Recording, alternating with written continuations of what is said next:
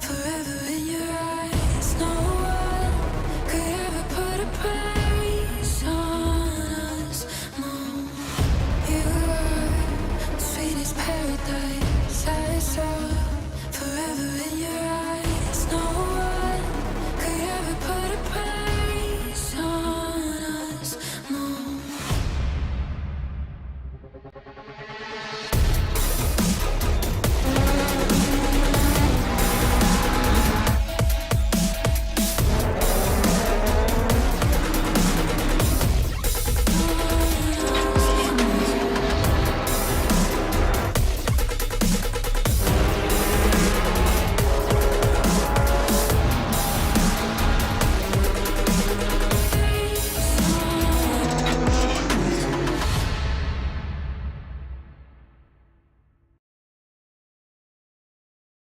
Ladies and gentlemen, welcome to a very special evening. It's a Thursday, so you know what that means. It's the Case King Pro Series, and it is going to be a brilliant round. Of course, my name is Ben Sapsford, aka Sapitron, and I am joined by the lovely Waps in the commentary box as well. How are we doing, mate? I am doing fantastic, Ben. Thank you for having me tonight once more. Yeah, I'm super excited. How are you feeling about tonight's round? Of course, we've got a couple of rounds under our belt this time. We're heading to Zandvoort this evening, and we're going to be in the M2 Cups. What do you make of that arrangement? Oh, well, first of all, I mean, Zandvoort, I'm Dutch. It's my home race. I'm very excited to see the cars go around. And of course, the M2s always have that special place in my heart. The slowest cars in the simulator currently available. So, yeah, they're my favorite by far. So I'm always excited to see those run around on track. And of course, with the combination, I think it's going to be fantastic. Yeah, I think it is going to be absolutely brilliant. And one thing I'm definitely excited to see is just the level of talent that we have had as part of this competition. Because we were going through this a little bit beforehand. And gotta say, some of the drivers that we are going to be seeing tonight, they're tried and tested. We've got some serious pedigree on course. Yeah, like you said, we've gone through the list of entries a little bit. I've gone through the standings as well, and the ELO points are very high, and so are the standing points as well. The top of the grid, or the top of the standings, I should say, is all very close to each other, and there's only one victory worth of points between first and second place, even less so. So it's still all to play for, especially all the way down from, I think, from first to third is only separated by one victory. So the entire podium is still all to play for. It really is going to be something special. Well, we can take a quick look at the standings themselves. So apologies for the minor hiccup on the track video, but let's have a look. You can see just the stack of points up there, and we will be able to see in full exactly what's going on. So some big contenders out there tonight, and say a heavy point stack for the lot. Yeah, we're looking at some good racing tonight as well. Lots of these drivers that are in the top 10 and in the top 15, top 20, I should say, are also signed up for tonight, as it's week 9 out of 12. So only 4 rounds remaining. After this week, only 3. And then it's going to be very difficult to keep those points up to go into those podium positions with those big prizes if you're stuck in 10th and just don't compete tonight. So you kind of have to be there. There's a few drivers in the top 10 that have missed a round. So you are permitted to have a little bit of leeway. But of course, if you miss a round, someone else won't, and they'll take all your points and all the prizes. Yeah, and we are going to be going trackside to check out some of our brilliant talent out in free practice as things are getting underway. I mean, first things first, I want to say as well that we have a brilliant track and car combo. I mean, as you said earlier, it's a home race for yourself, but Zandvoort is just one of those golden tracks. I think it's the perfect balance of excitement, and when you blend that with some of the unique characteristics of this course, it's a sight to behold, isn't it? Yeah, I've got some good straight bits, especially the start-finish straight. There's some good windy sections down in Sector 2. There's a slow section in Sector 3, and of course the fast-paced right, left, right in between the dunes that always promotes some of the greatest battling I've ever seen in racing, not only in ACC but also in Formula 1, in real-life Formula 1 as well. It's just, there's just battles everywhere, and I guarantee you we're going to have a fight through the dunes today. Yeah, and let's have a quick look trackside. We're joining some of our racers out there now as they've got a chance to just get a little bit of wheel time before things kick off. 20-minute pit window with a 90-minute race. In these M2 Cups, they can be a little sprightly if you get too aggressive with them, but the slower speed might help them here because the undulation and the camber of the track might not hit them as much. Yeah, I think it's going to be very interesting to see what these cars do in terms of track position and also strategy a little bit compared to the GT3s that you see more often and maybe some GT2s. But these M2s definitely a lot different than the GT3s, a lot less aerodynamics and also a lot less power. So some of these places you're going to see these M2s do a little bit of a different line compared to what you used to in the GT3s. And that's what I'm going to be most excited to see. And also, especially the drivers that take those lines, take those advantages where they can, the different lines to the drivers that are obviously used to the GT3s and other GT4s, GT2s, to take those different lines and maybe get the upper hand on those GT3 specialists. Now we're going to see talents really come to clash, I think, and as the things are looking a little bit overcast, it might play a little bit with track temperatures, although we're seeing here 29 degrees track surface, so those tyres will still have a good operating window regardless. Yeah, and looking at the clouds, I don't want to say it's going to be a repeat of what we had at the Red Bull Ring just a week and a half ago, where we had some clouds and it was actually looking to be a little bit of rain, but it was only overcast, and I really, really hope that, I mean, it is the Netherlands. We have a lot of rain here, and especially near the coast.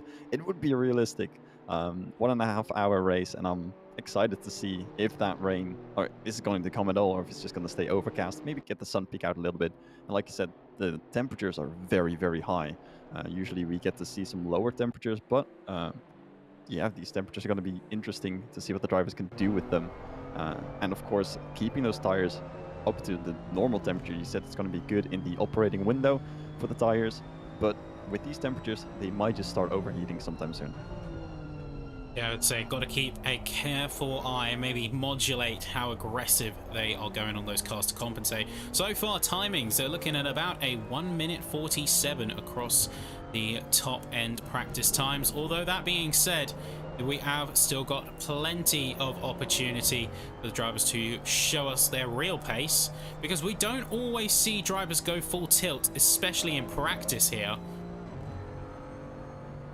And combine that with the fact that this practice session is only 10 minutes out of the countless hours that they've undoubtedly put in this car and track combination, then these lap times are not going to be as representative as the qualifying session that we're going to see. Maybe they're trying out race runs with these temperatures. Maybe they're trying out something else in these sessions. You never know. Like you said, they never show their full colors in this practice session, but we will see that in just a few minutes time as we're heading on to the final minute of free practice and into the qualifying session. And I can tell you that I'm very, very excited to watch the lap times. Yeah, I'm pretty excited too. Tell me, who should be really watching out for in terms of setting the timing sheet alight? Is there any particular driver that we should keep our eye on at this stage? I mean, I think everyone, but most importantly, Castorino, I think, in the number 2 car. Currently, just nipped down by O'Sullivan. Was in first place for a moment, but now in second place. Currently on the top of the standings sheet as well, with a 10,634 points, about 730 points ahead of Sam Gaskell, who is currently in third place in the standings of the practice session, but second place in the standings overall. And of course, O'Sullivan just nipped the time from Castorino down to second place and went up to first now. O'Sullivan is third in the standings, only about 1,300 points behind Castorino. So those three are going to be the ones to watch. Those are going to be the fights for the podium positions in the standings, and that's going to be the real battle for the lead of this championship. Oh, we're looking forward to seeing it, but free practice has officially come to a close. At this point, it's waiting for the drivers to finish their final laps, and then we will begin qualifying. Quick shootout, no time to waste. Over, well, actually 30 on the dot cars on track, which means that it's going to get quite congested early days, as everyone's going to be rushing out to get those times on the books. Yeah, I'm interested to see if anyone's going to be staying in for just a tiny moment. I mean, Zandvoort's not that big of a track, but with the cars that go slower, you obviously are going to have a little bit more space to work around. Because the faster the cars go, the more space you have to leave on the straights to be able to follow them through the slower speed sections, for example, in Sector 3 that we're watching right now. That's a space where in qualifying you really have to leave a good gap in front of you. And if you're a little bit faster than the car that's ahead of you on track, you're going to run into trouble, that's for sure. So I'm curious to see if anyone's going to stay in for a little bit and maybe try and find a bigger spot later on. But yeah, I feel like all of these cars should fit nicely on the track, and we'll find out in a minute.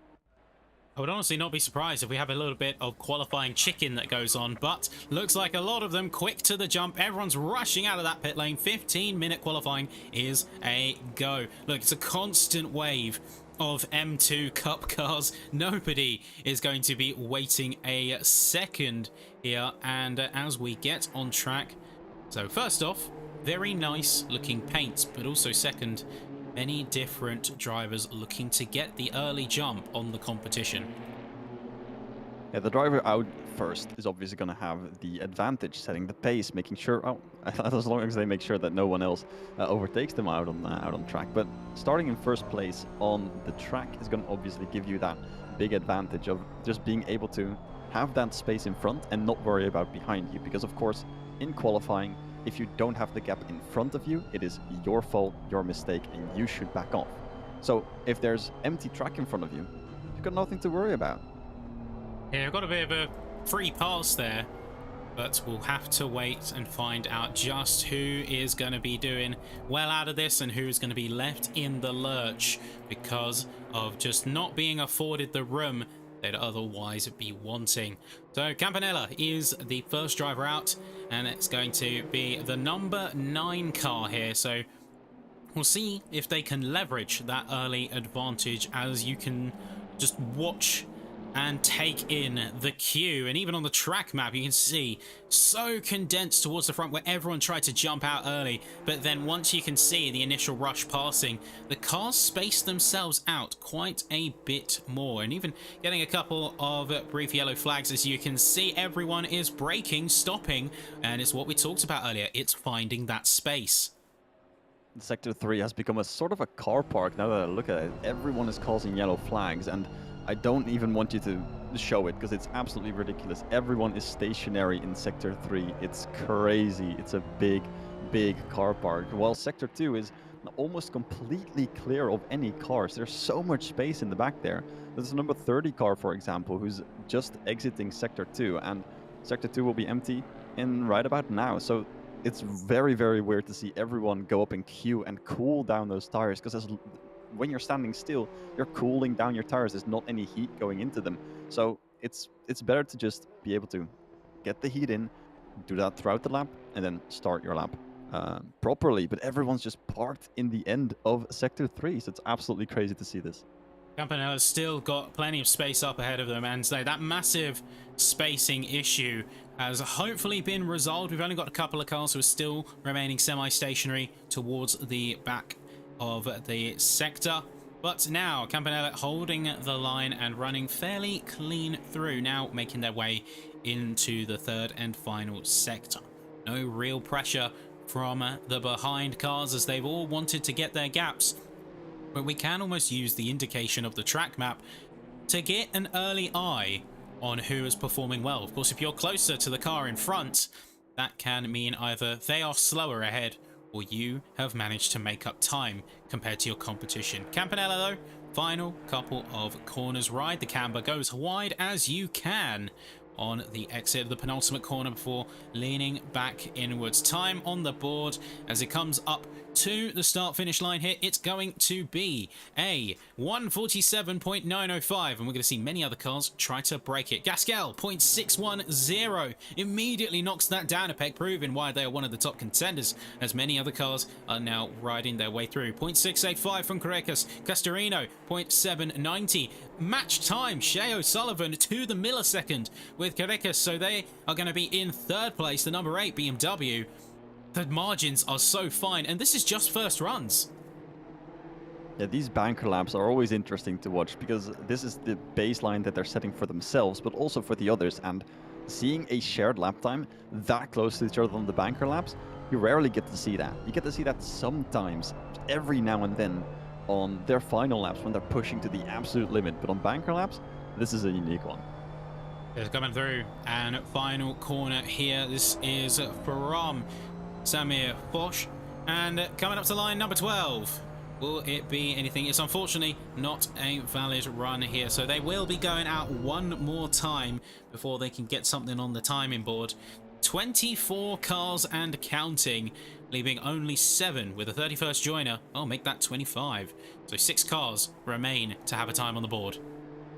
And currently we see the lap times from the top 3. O'Sullivan's gone back into the pits, but if you look at the number 4 car, we see Caracas on a very, very big improvement, over 2/10 up on their previous time, whereas Gascal is 3/10 down. So Caracas has got quite the advantage currently and might even look to take away that provisional pole position from Gascal. Making their way up to the line. They're currently a 10th up relative, so this could be the time that they are looking for. 0.685 versus 0.610. All they need is to start with a 0.5, and they have it. Can they do it? 0.522, almost an entire 10th. Past Gascal, the number 4 BMW is going to be the one to take pole for now. Is there going to be a response from some of the top talent? Gascal back into the pits, and we'll see if they have some kind of return fire in a few minutes. 9 minutes left in qualifying, but things have already heated up quite substantially, with only Foch and Muller, number 12 and 29, yet to put a board time down. And Caracas is currently 8th in the standings, only 1 victory away from grabbing one of the top 5 positions, and only 2 victories away from competing with the podium sitter. So it's, of course, the other drivers are going to get points as well, but just imagine what a kind of a comeback Caracas could have in these final 4 rounds to be able to jump up to the podium standings with a performance like this. Definitely possible. Gascal in 2nd, we see Castorino in 4th, O'Sullivan in 5th. So as it stands, the number 4 BMW is beating the top 3 by quite a margin. And Luke Addison as well, currently coming up to the line, but making some good time here. I'll say in livery, very striking. The bright pink wheels do certainly make it stand out against the rest of the field, but a 0.8, well, a 48.160 is going to put them in the top 10. Good run, and we'll see if some of the other field can keep up here. And this is where the M2 is really going to shine out, because when we have GT3s, everyone knows how to drive the GT3s. Everyone drives GT3s all day long. It's basically all you do in ACC. But with these different cars that you're basically forced drivers into, that LFM has done now with week 9, it's crazy to see how well some of these drivers adapt to them, but also how badly some of the drivers adapt to them. It's a completely different way of driving a car. Of course, it's still a touring car. It's still somewhere along the lines of them. There's so little downforce. You have to be so careful with the braking, with the cornering. It's just a lot different. And seeing them all be divided a little bit more compared to what we saw in GT3 competitions, it's always fun to watch these smaller margins out in front compared to the bigger margins all the way to the back. I think it's a testament to how the top talent aren't just extremely fast, but they are also very adaptable, and they have the core underlying skill set that they need to compete at that level, to the point where it's transferable. You get easily train and train and train, and to get to that point of proficiency, a lot of training is involved, don't get me wrong. But when it comes to having those core transferable skills, that is something else, and that can't just be trained with a single discipline and division. So we are seeing here, in a way, just how adaptable these drivers can be by forcing them into these unique situations and creating the scenarios like we are having on track. With 6 minutes to go in qualifying, things are looking good. With Caracas, Gascal, O'Sullivan, Walsingham and Castorino very close behind, also in the 0.6s, so the top 5 looking particularly dense.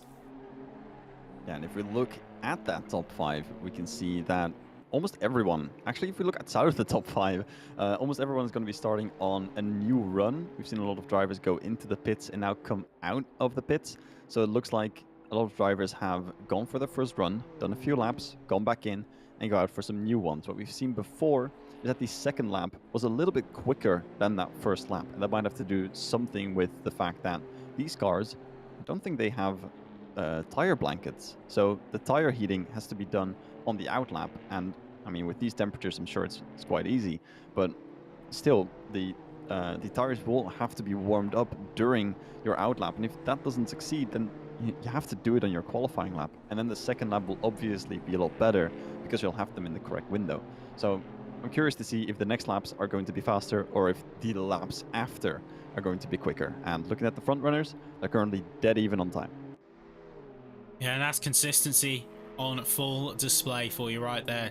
Keeping those laps tight is going to be quite helpful considering the racing challenge they have up ahead. As an hour and a half to run these things means you're going to have to put in good times, and you're going to have to put them in again and again and again while keeping the car relatively stable and under control. So the lower speeds do help with that, but you also trade off some of the aero. You trade off having those immediately grippy tires out the gate. As you mentioned, you don't have the blankets, so you're going to have to manage your temperatures in a lot more active of a way compared to just maintaining status quo. You've got to work them up to temp as well as keep them in that operating window. There's a lot more factors to consider compared to a scenario like the GT3s where, yes, you've still got things to juggle, but you already know them like the back of your hand. And especially with that heating scenario, the GT3s are already heated. The tires, that is, from the GT3s. But with GT4s and the M2s, you have to be careful not to, partake any blistering or graining onto the tires as you're trying to heat them up. And something that I'm seeing as well is, as I'm looking at Caracas real quick on his lap, is that I see them go very, very wide on a lot of these corners, especially in that second sector. I see Caracas go onto the grass with the left side of the car on the right-hand corners. It's quite crazy to see actually how much of the grass they are and the sand they're incorporating into their lap times. You'd think it would be slowed down, but they're actually gaining a little bit of time by gaining those extra limits on the track. Oh, if there is a limit that you can push at this stage of the game, you really are just gonna exploit it. And you can't really fault the drivers for that if they found pace. The trade-off with those kind of moves is your consistency. You're going onto a less predictable surface. If you can gain time, brilliant. But you do run additional risk, not only for track limits running closer to line, but you take that risk of potentially not having the grip levels that you are used to. So we'll see how that plays out for the drivers, particularly in the race scenario, because at least with qualifying, you can afford to go again. But in the race situation, you could lose out big time. We're going up, and we're going to see some drivers really push the limits here. That's going to be a new fastest. That's Castorino, 0.510, 12 milliseconds ahead of Caracas, but not to be outdone. Mr. Gascal is coming through the penultimate corner and is running dead on in regards to time. So they do have a chance and have a shot here of making their mark. They were running slightly negative. Looks like they have got a tiny bit of a lead in as we go to the final straight. 0.490 for Sam Gascal. New pole position time and 2 minutes left on the clock. I don't know if any of the drivers have enough time to respond. We do have Caracas coming through. It looked like Gascal got a slight slipstream from the car in front, the number 27 car. Very, very close in front, actually. Then I think Gascal got just the slightest bit of that toe coming out of the final corner, because they were up 0.07 of a second going into the final turn. And then on exit, they suddenly gained those 4/500ths that they needed to pass Castorino for that provisional pole position time. And that's just the beauty of your qualifying timing. Getting that toe just exactly when you need it, that is class. And that's the perfect scenario. And not necessarily a stroke of luck, but you can also time it in such a way. We'll go find that right balance. Of course, if you run too close to another car, you run the risk of losing pace, and you can diminish the effect of the tow. So it's a fine art to get that right, and everyone does have a chance at some point to make that happen. It's just how good you can use the opportunity.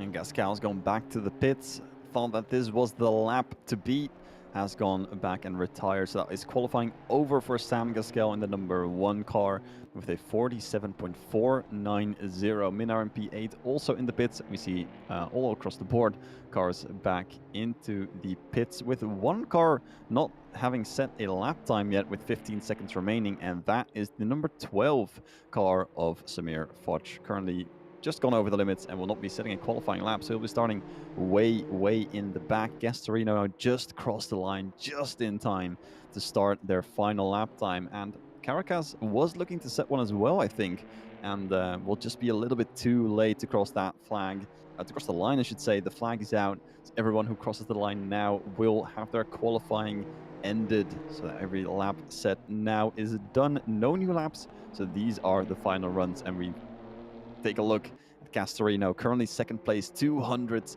of a second. Ben, do you think that Castorino can take away this pole position? I think it's going to be a tight one, because he's really just riding that fine line. I don't know if I think it...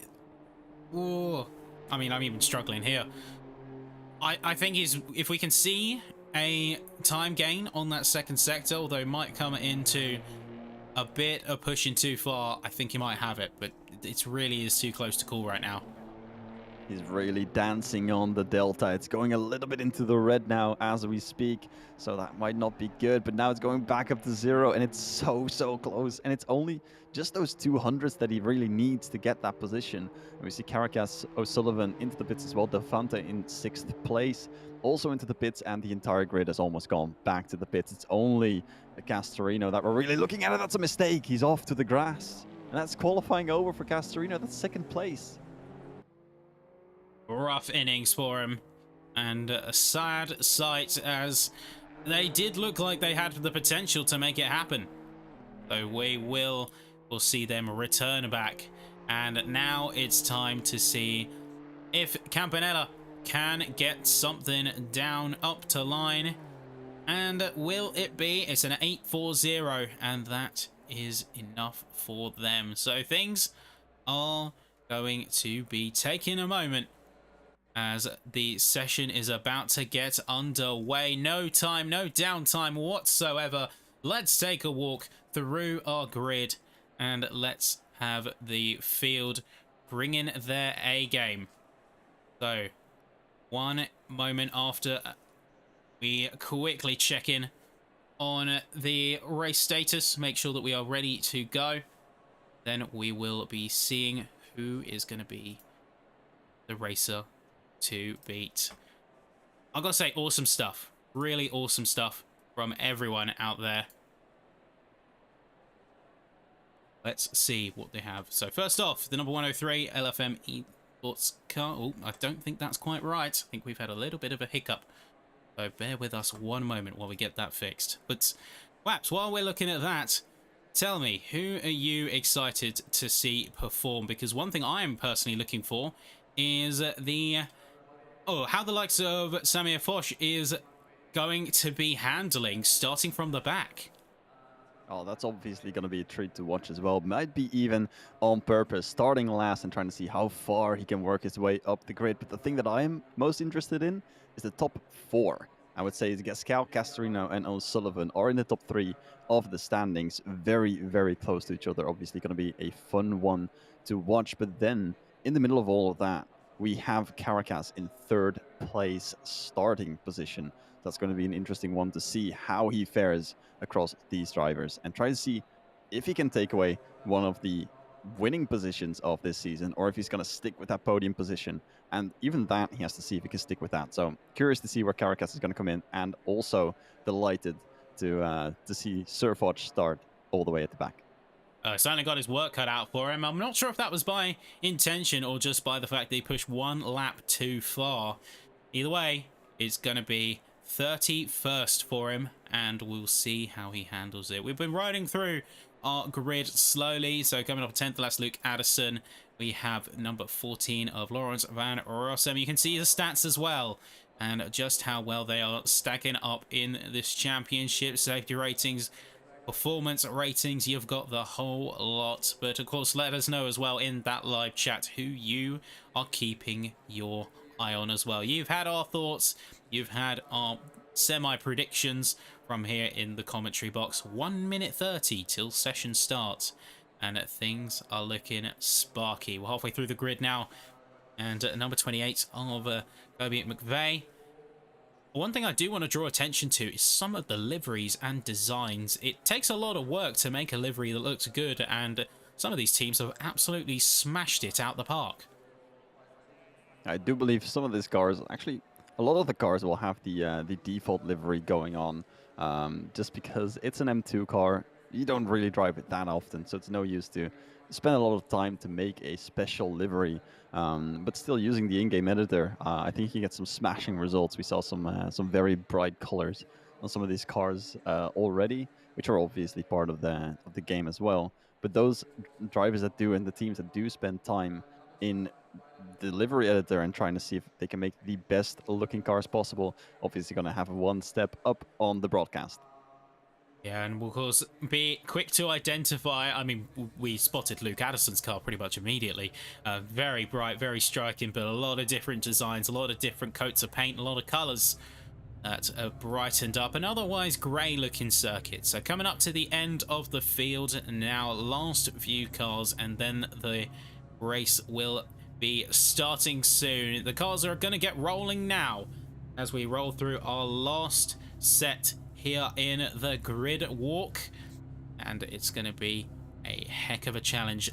Big things to take away: 90-minute race, 20-minute pit window, so quite strict. Although functionally, will that make a difference for our drivers? I don't think so. I mean, there's going to be a small difference between the cars. Of course, what we saw in endurance races is that everyone's basically locked to the same pit windows due to stint limits. But right now, the drivers are locked to the window, and the 20-minute window is quite big if we compare it to what we saw before at the Red Bull Ring in the endurance series. It was only a few minutes. Drivers had, I think, 2 or 3 laps maybe towards the end of the race, about 3 to 6 minutes to basically get their undercut or overcut in. So a 20-minute window, I think, is quite big, and the strategies will really come into play here. Because are you going to undercut the drivers and pit in the beginning of that window, but risk running out of tires towards the end of the race? Or are you going to go for a long run, risk being overcut, or being undercut, I should say, risk being undercut, but then being able to compensate with those fresher tires towards the end of the race? So I think that 20-minute window is really going to spice some things up. Certainly gonna bring a bit of heat, but coming up halfway through formation now. Again, they've got to manage those temperatures, manage that car effectively. Small crosswind, but with not as much aerodynamics on these M2 Cup cars, the crosswinds aren't going to affect the drivers as much as you would with the equivalent GT3. So 25 degrees ambient temp, 28 degrees track surface, still plenty warm to get those tires in the window. A little bit of aero to help you out around the track, but things are looking, albeit overcast, nice and clear for the time being, which means there's going to be a good race, fairly consistent, and the drivers love a bit of predictability. It might not be the most dramatic here in the commentary box, but I tend to say that the best races for drivers are boring ones, because the less unseen elements, the better. Now, I have to agree in some way. I do really like the rain, though, as I've said a multiple amount of times. The rain is something that no driver prepares for when it hits. They can prepare for how it hits, wet, light, medium, or heavy rain, but they can't ever predict. They cannot predict when it is going to hit. So that unpredictability is going to be able to draw out the best in drivers who are really good with strategy, thinking on the spot, and everyone who's just got a clean race can just basically prepare for it by practicing hours and hours on end. There we go, up to start finish line now, waiting at the green from race control themselves, but it's double file, all drivers in form, time to go racing. It's gonna be a nice one out here tonight. Green light, go, go, go. Track is hot here at Zandvoort, and immediately that is going to be a challenge coming alongside Gastel. That is Castorino going to quickly make use of that left side. Take a little bit more speed on the entry. Keep it side by side all the way through. Nobody is going to be waiting even a millisecond before they go for some of these challenges. It's going to be hot on the heels. It's going to be frenetic and fast. Gastel with a little bit of an opening. He's going to carve himself out towards the top. It looks like chaos has erupted as we come to the just after the midpoint of the first sector, and we're seeing cars round, we're seeing cars sideways. Campanella is going to be completely sideways and drop to the back of the field as they wait for an opening to get back on track. Yeah, that was almost clean from the looks of it. I was going to say, how did we get through that first sector without a single incident and without any big overtakes, I should say, in the top 4. The top 5 is still as it stood from the start. But then as soon as we got in between the dunes, we saw a car sideways and everyone dropping down a bit. A little bit of shuffling further down in the grid, but it seems like the top 5 is doing a great job at staying where they are. Castorino, of course, with a great look on the outside, but the turn 1 just a little bit too steep to be able to make it around that outside. Yeah, and a quick work out of the second sector as well as the top end is trying to just get themselves out of trouble. You got Raymond and Rainieri. Christian is side by side. Me barely being able to read for a split second there. But Christian Rainieri, Max Raymond, side by side for a brief moment. Little bit of power. Too much on the exit. Raymond going slightly oversteery, and that's an interesting thing about the M2s is despite being the slowest in game, they can still break the rear end out if you don't treat him right. And that's, I think, the baseline with every car that doesn't have that big of an aerodynamic system on it. As we see Castorino have a little bit of a look, but that's a big, big run from the back. That's Caracas trying to join the way into this fight that's for the lead.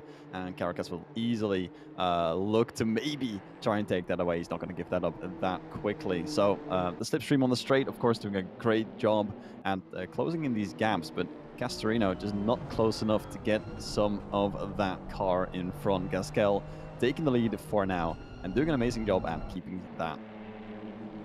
So many drivers just trying to find a little bit of an opening as Silverio Miguel is currently in the 22 car and now is facing a little bit of trouble. Broke the rear a bit loose. That's Kobe McVeigh's opportunity to snap up a potential position. Really is breathing down his neck at this point. You can see just from the rear diffuser cam how close these two are running. So with a tight circuit like Zandvoort, you really can't look anywhere without seeing some kind of chaos and action, like in the midpoint as well as further down. Trades all over the place, and we haven't even had a moment to breathe, let alone look back at that early lap 1 incident. Yeah, as you say that, I quickly have gone and looked back a little bit just on the specifics of it, not really the incident, but just the numbers of it.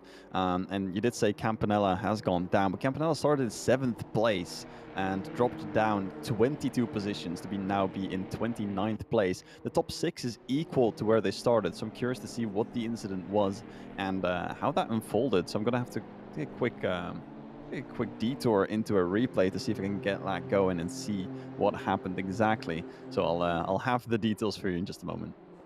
Gasco getting set in the fastest lap, but Caracas immediately going to be undermining that one.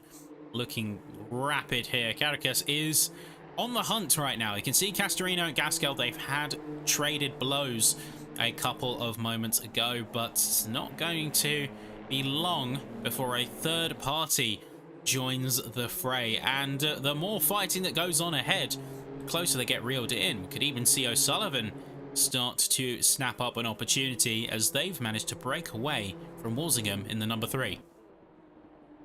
Yeah, we saw some small contact in the start of the first lap. That was in just at the exit of turn 1, and we actually saw Campanella get hit from behind a little bit before the complete incident. So that was an interesting one to watch as well.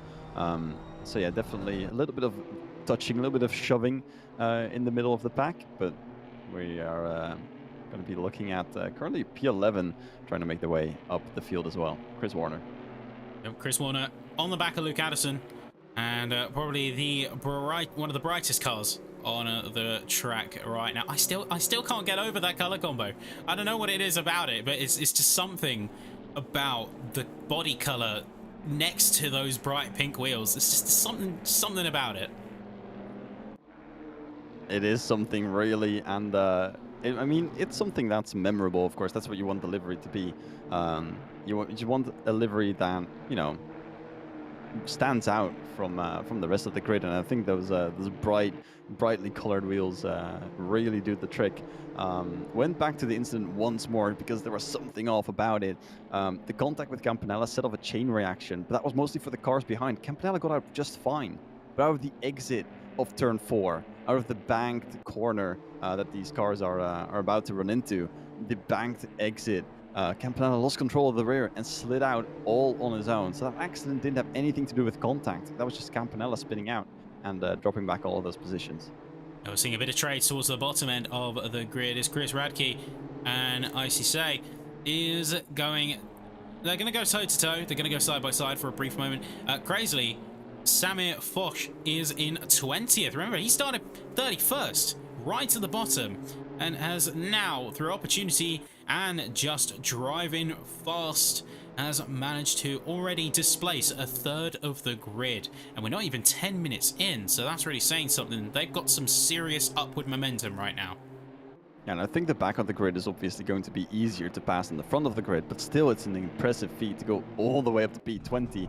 That's a third of the grid already passed by Fudge, and a little bit of the incidents, you know, the small bits of contact, of course, that we saw some cars go off the track, off the grid, and lose some positions are going to help Fudge out, of course, a little bit, but nevertheless, that's an amazing feat as well. As Luke Addison just gets past Warner, who's got a 15-second time penalty to his name. So actually, no, scrap that. That was Van Rossum who just got passed by Luke Addison. Now Addison up to 9th place.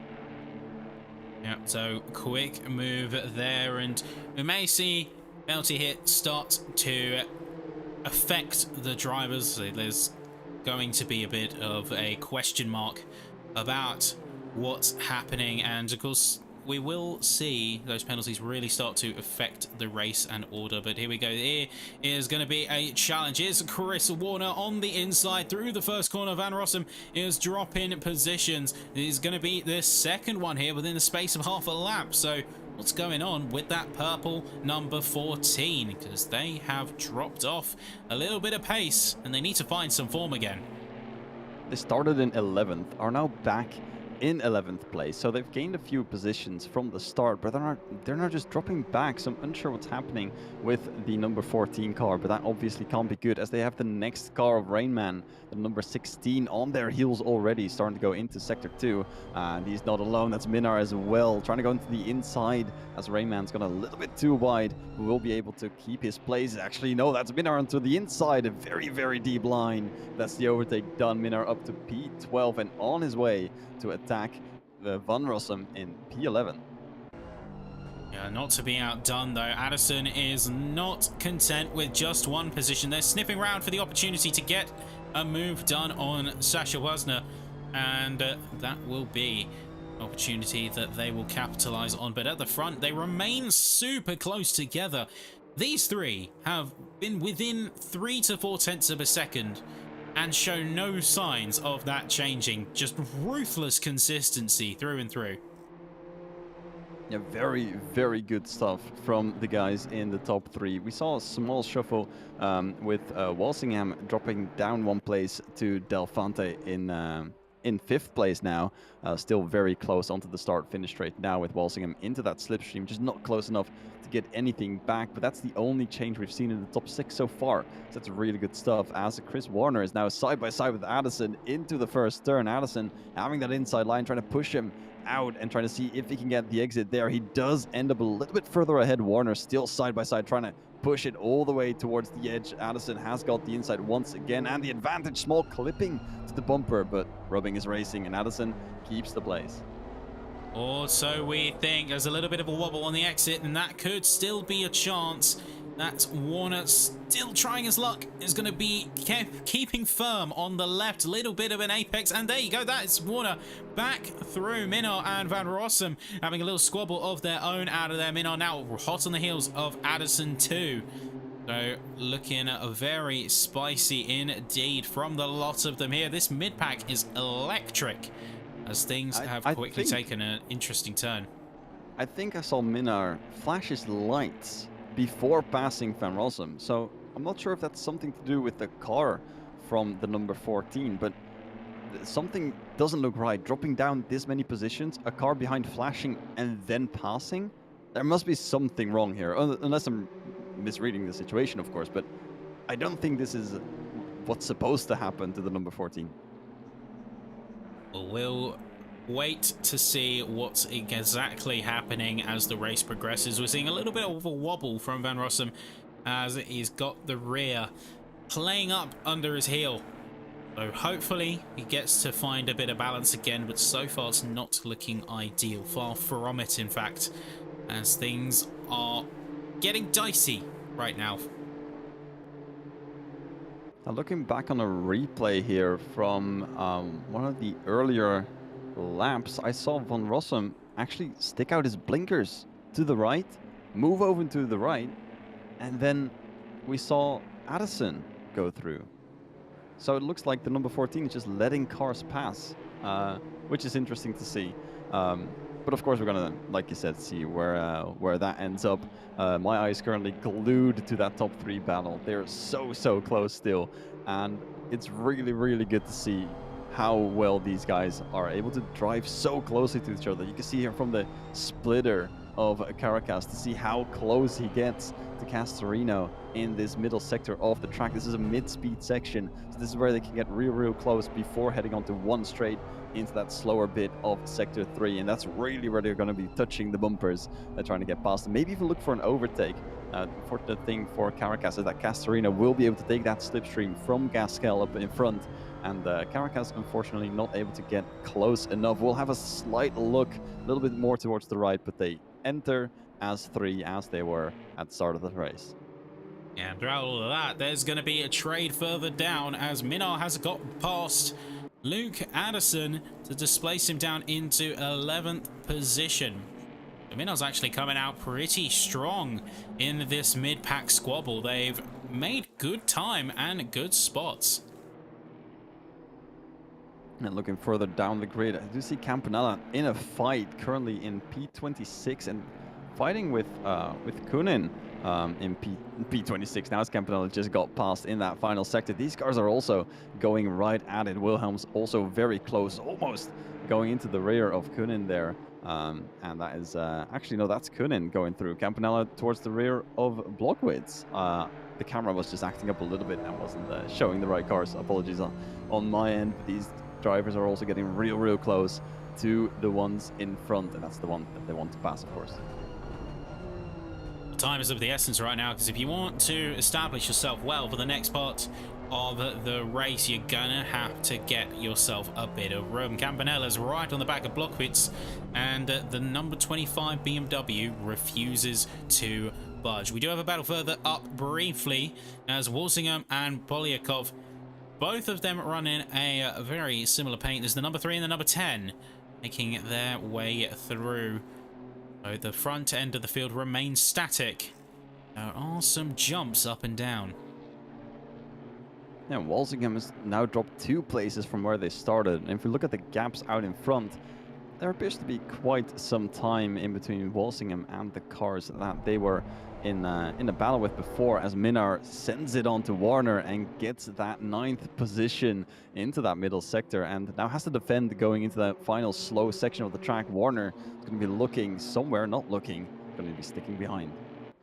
So trying to see if we can catch that motion back, although the replay cam has decided to go to the wrong place entirely. My apologies there on the broadcast front, but looking forward and looking to the rest of this cohort, we do have, oh, that's going to be a spinning M2. That's Kwiatkowski, as they're having to spin their way back around. I think just lost the tail, making down through into Sector 2. So we'll see if we can revisit them and see if they can get some chances back up on the field. But from what I can see, it was just a simple loss of control of the car. That's a very difficult section. I must say it's a very difficult track because of the exit of turn 4.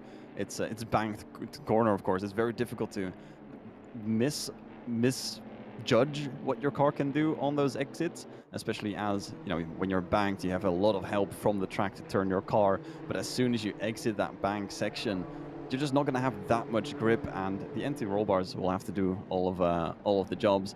And you have those turns in turn 4 in the middle section as well, onto the fast right-hander out of the dunes, and then of course in the very long right-hander before the start-finish straight as well. So very many opportunities to lose the car in some of these places. Yeah, it's a worrisome time. And riding that fine line of control is such a big deal, such an important part of what makes these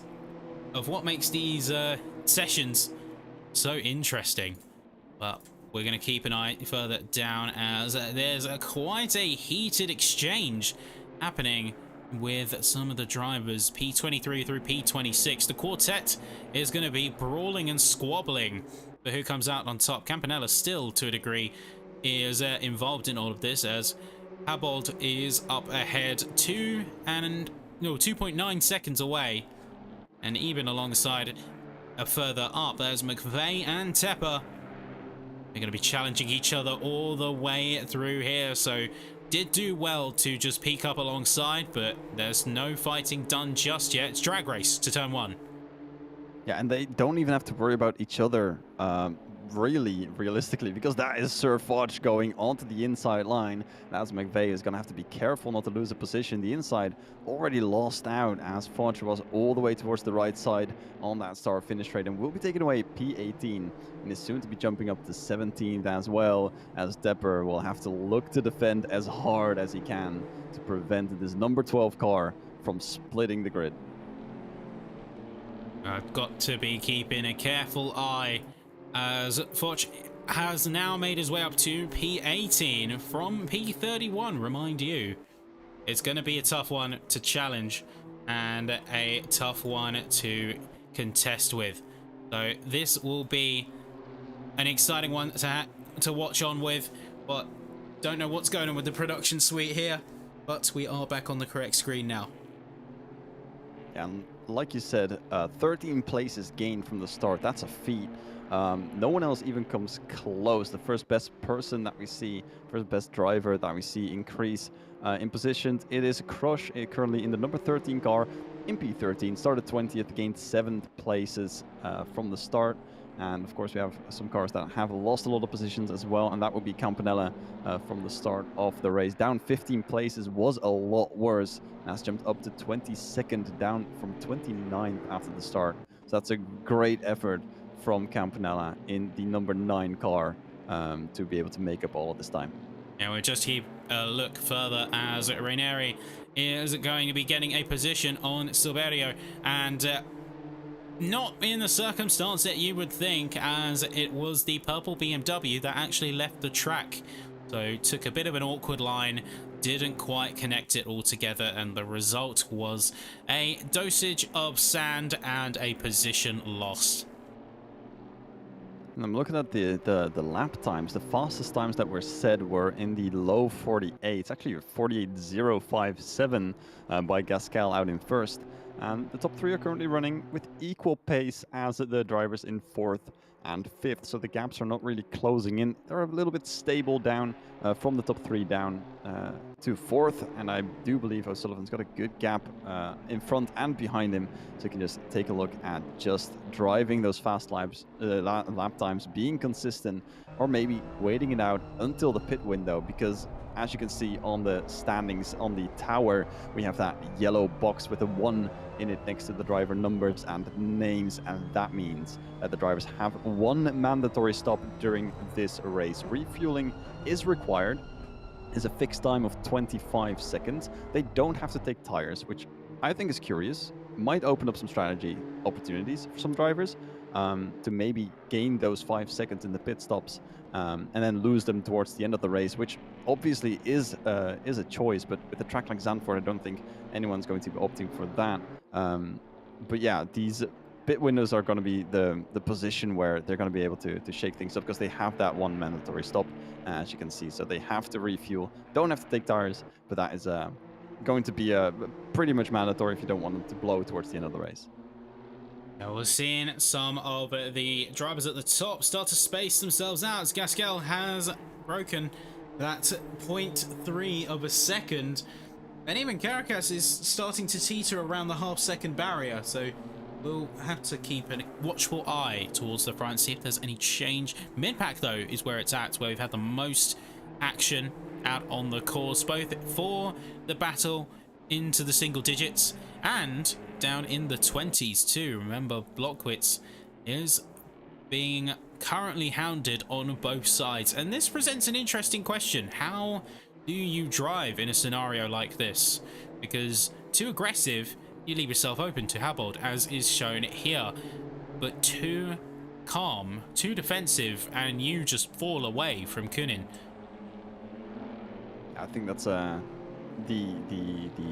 the chance to get the overtake is sometimes just going to be way more tempting than the chance to defend, because everyone has defended for so long already. I mean, if you look at the midfield already, like all the way up to P9 with the battle, P8 I should say, with Minar starting there, all the way down to P12, Van Rossum. I think Crush is going to be entering this fight as well with Rainman, so it's gone all the way down to P14.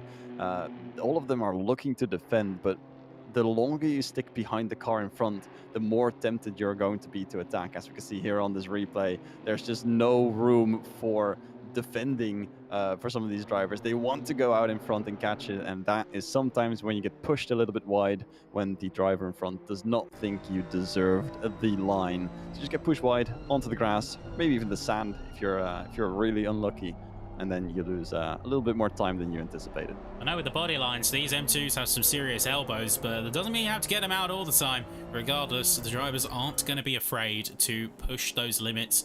And sometimes those limits include other cars, it seems.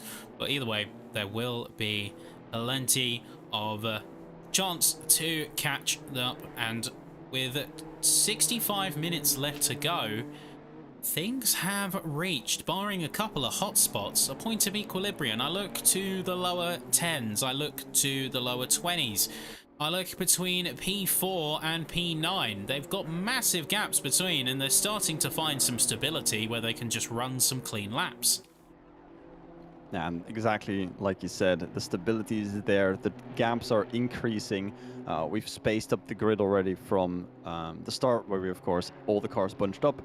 The leaders are currently entering Sector 3, whereas the final cars are now, or the final car, I should say, is currently in Sector 3, but the rest of the cars are now going through that first sector, so they have split open a little bit more, a lot of gaps opening up, and that's the place, like I said before, where we see with, I believe that was O'Sullivan, who's got a little bit of room up front, a little bit of room behind, so it's not really pressured from any car behind, is allowed to make a few mistakes, and of course is allowed to push even further, as he's going to be looking to go up front, because he's currently third in the standings. It's all to lose for him, as he's only a few points behind Gasquel, who's going to be aiming to take away all of these points today. First place as it stands with the fastest lap as well, and setting the pace, leading the pack, doing a good job at it. And O'Sullivan is going to be the one to chase.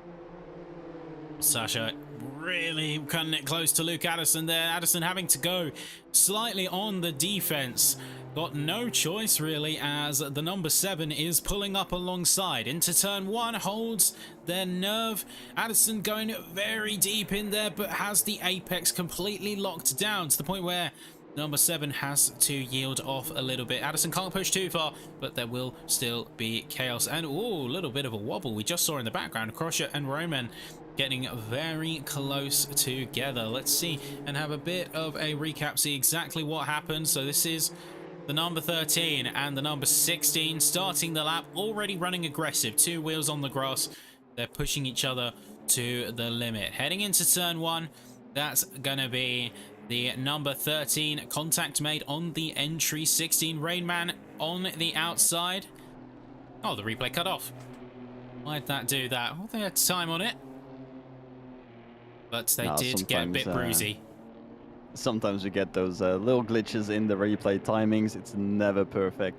As we're still looking in this this top 10 battle, actually for 9th place. Remember, Warner has gotten a 20-second penalty in total, outstanding, that he has to serve in his next pit stop. So he's got to be stationary for 20 seconds more than the rest of the grid. And we said the gaps were increasing.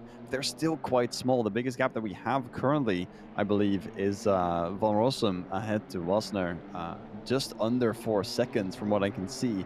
But if Warner stops now and we look to about 20 seconds behind, he's going to be dropping all the way into the battle that we see for P25. And I do believe that Habold in 28th has just dropped down a few positions in total. So that's about the space that Warner is going to be exiting if these gaps stay the same. But Addison, he's got a small gap in front, small gap behind. He's going to be looking to defend and attack at the same time after just getting the overtake done on Wasner.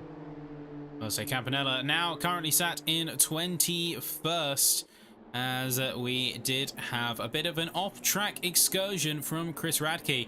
So they've dropped a position behind, and now things are going to get a little bit confusing, because before long we're gonna have that pit window open, and then when that pit window opens, it's going to be a bit of a rush, as drivers will quickly have to decide how early or late into the window they want to go in, and then we will see a tale of two races. You'll have drivers pre and drivers post pit stop, meaning that positions on track will get certainly mixed up, and drivers will have a chance to mingle with some racers they haven't really seen all race. Yeah, that's obviously going to be the interesting bit, because as Gascal in the #1 car, currently leading the pack, you want to stay out as long as possible, because you don't want to go pit now, risk the chance of ending up in traffic, getting slowed down by the traffic, needing to pass them for position and wait for them to pit. So you want to stay out as long as possible. But the drivers in the midfield will pit sooner, and they'll be ending up around Gascal. And yes, there will be blue flagged, but it will still lose them time compared to the drivers that have already stopped. So the top 3 is going to have they're all going to have a pretty interesting choice as to, are we going to pit, or are we going to stay out longer? Pit window opening in 7.5 minutes. It's going to be a total of 20 minutes where the drivers can have their pick onto when they are going to be doing their stop. And like I said, mandatory refuel, not mandatory tire change, but definitely going to be taking some from the looks of it. All of these drivers have been pushing towards the limits, going onto the grass even, going onto the sand on the exits of turn 1 and the final turn, of course. Getting pushed a little bit wide. These tires are going to be almost gone, I think, towards the end of this this stint. I already see Wasner in this fight for P9, getting a little bit squirrely on the rear, coming out of turn 3, I believe that is, into turn 4. So it's going to be very, very close on the tires towards the end of the stint. And the reality of it is, even if it's not mandatory, with the amount of drivers are pushing, as you said, it basically is mandatory, just not enforced. And I think they would see their own little regrets if they were to take out tyres too long, to chance it, and then be found on the back foot in terms of pace. You find the time back, it will be much higher risk, and you never know, you could even get a big blowout, and that would be a race ender, not just a slowdown. Yeah, that's the last thing you want, is one of your tires to pop, and it might just happen if some of these drivers continue pushing as they are, especially out in front. These top 3 are really fighting it out, but not even those exclusively, because there's, like you said, there's battles all over the field. The low 10s, the low 20s, everyone's just pushing on through, and also Campanella, all the way up to P21 already. Foch is up to P17, so these grinds from the back of the pack all the way up to the front of the pack is looking very feisty, as we have a small battle here for P25. It looks like the number 25 car looks to be dinged up a little bit and losing some ground to the car behind.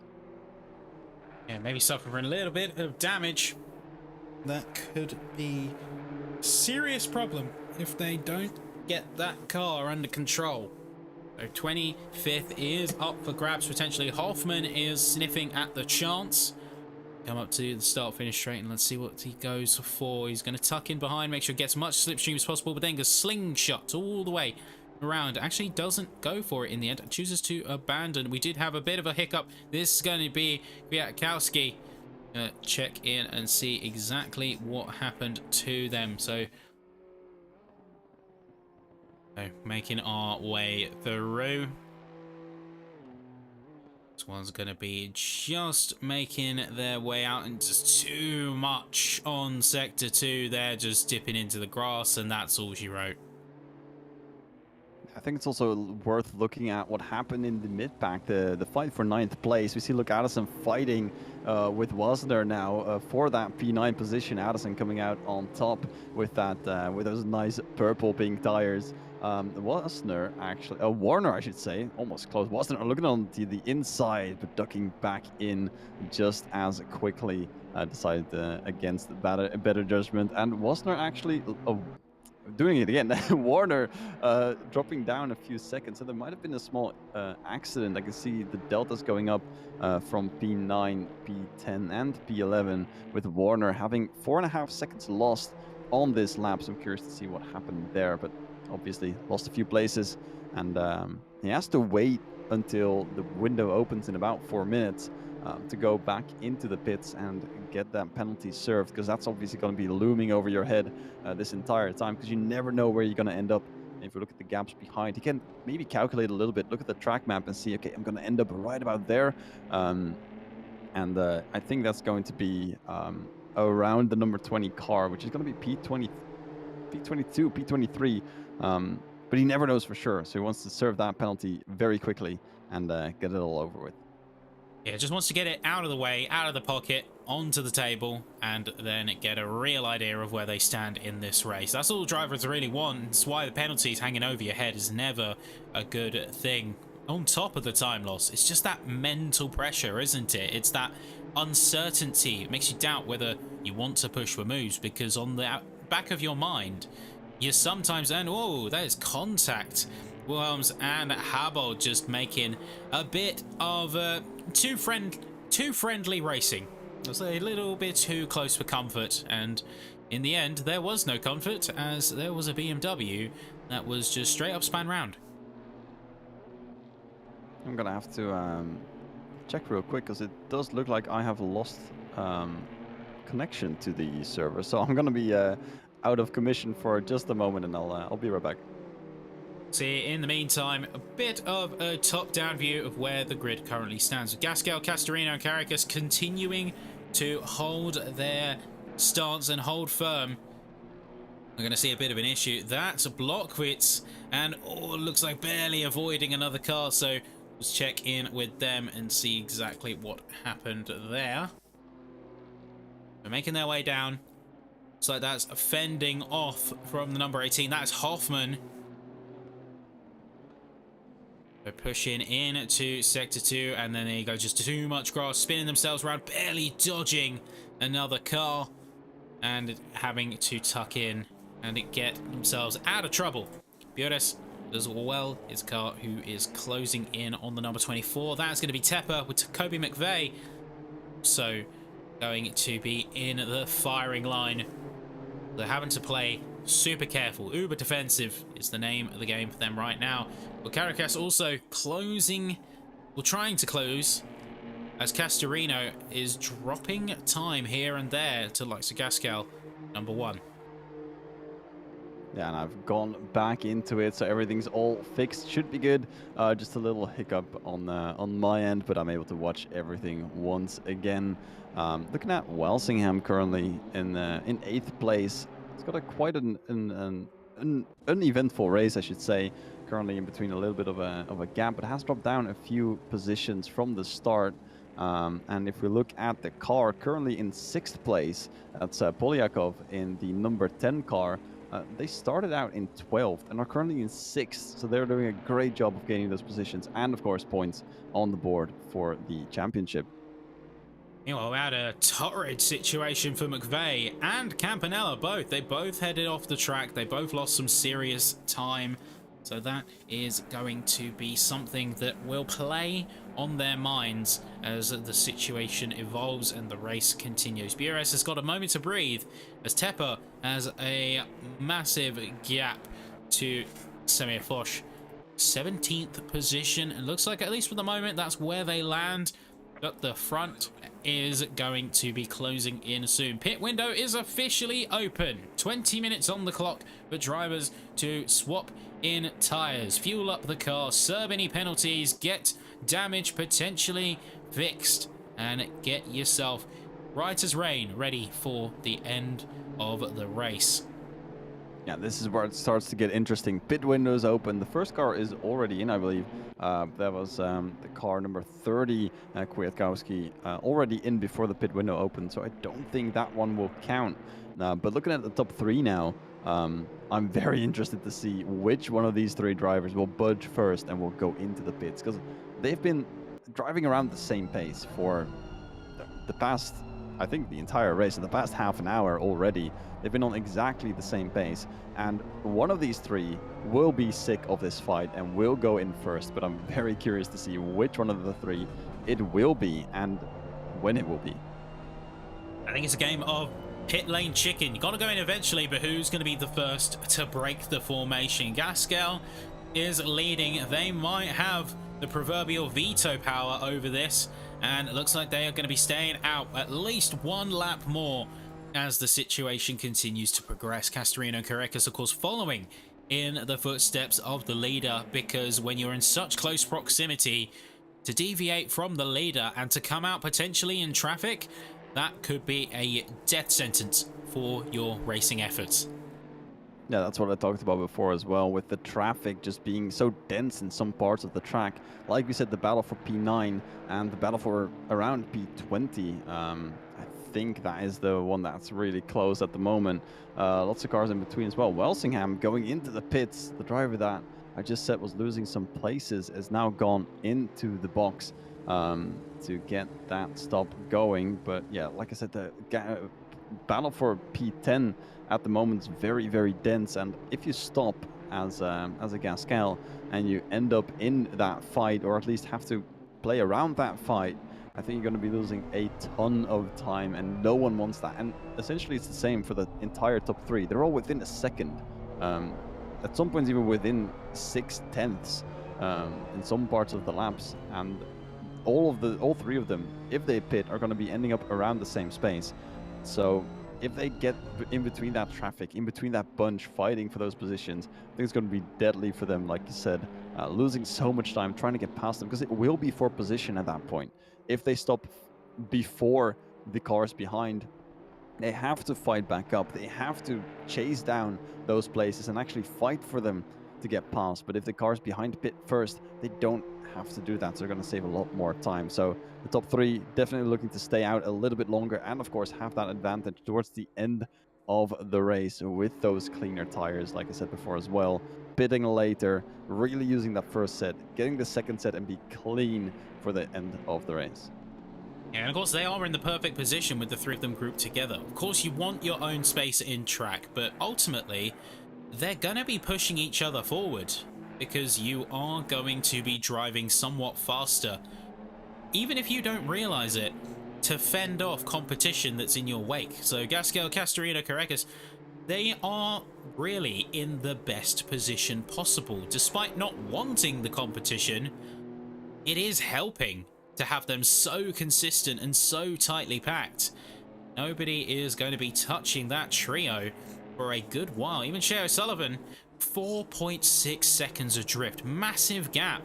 Goes to show how that effect can accumulate over the course of a stint.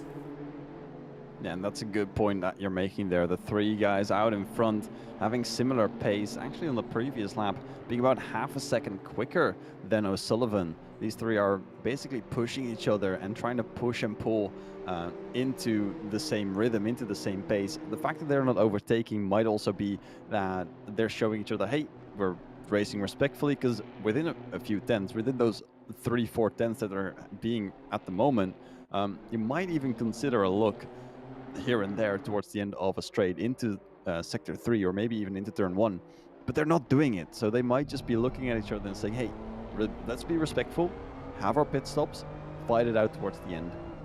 Just basically secure the top 3 for each other, make sure that O'Sullivan can't reach them at any point, and then fight it out without the risk of, hey, we have a little bit of contact, one of them goes off, and they lose their podium position.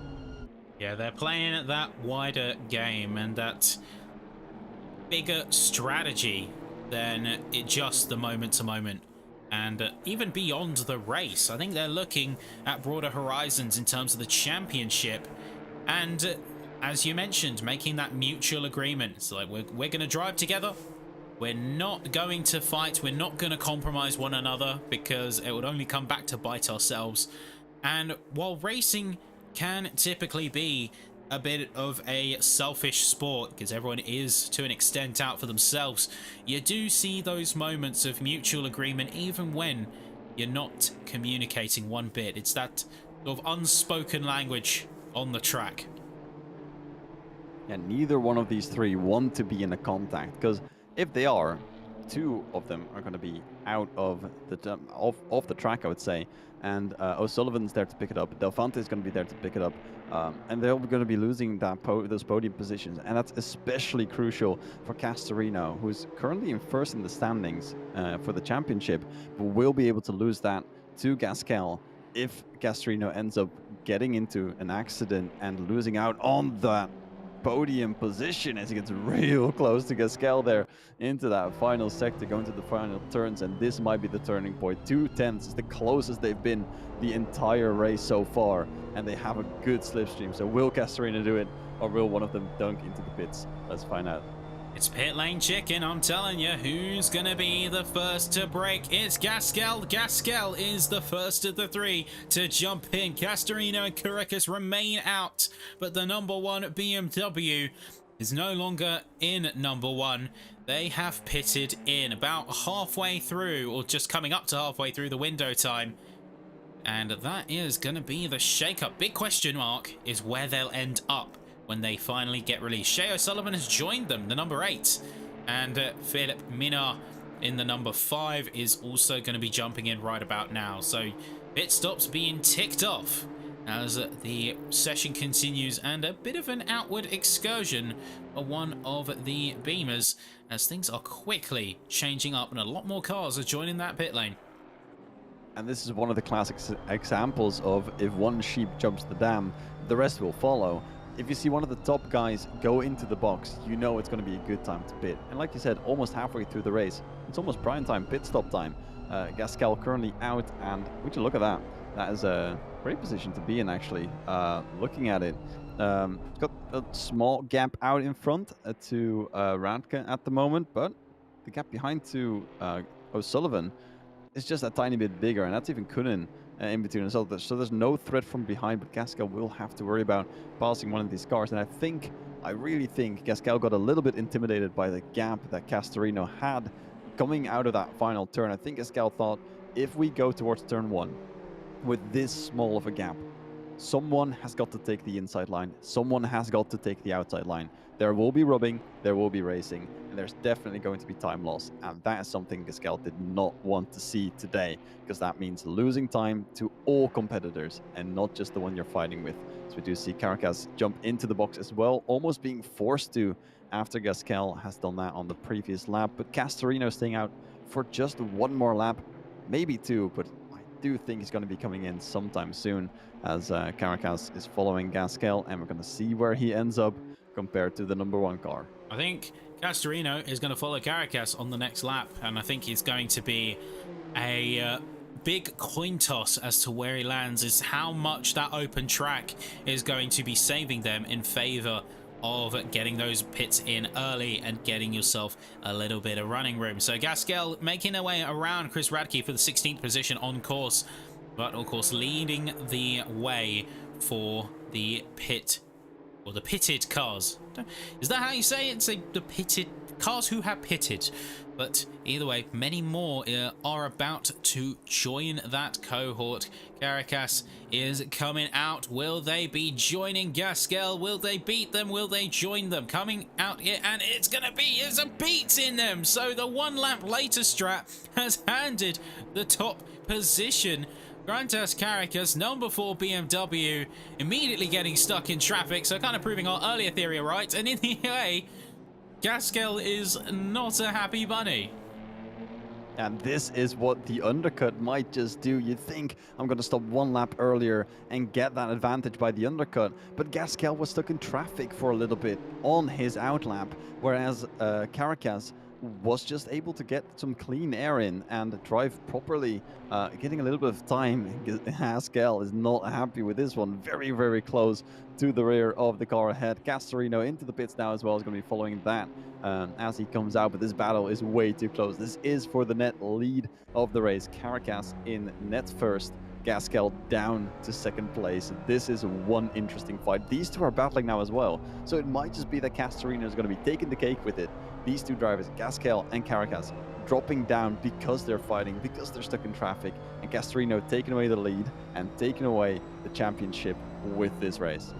Well, I think it's safe to say with the number 1 and number 4 cars now trading places, the gloves are off. Gasquel's getting real close to the back of Caracas, but there is also going to be the wild card in the form of Castorino as they make their way through the 3rd sector and into the final segment of the course. Let's jump on board with Castorino and see when he emerges from that pit lane, because that is going to be the linchpin in this battle. 5 cars in, and we'll soon be seeing whether Caracas and Gasquel are going to match up. Castorino making his way out, pulls out alongside Caracas, slots himself in the middle. Gasquel down into 3rd now, provisional 3rd place, as the number 2 BMW is going to be slicing this battle in half.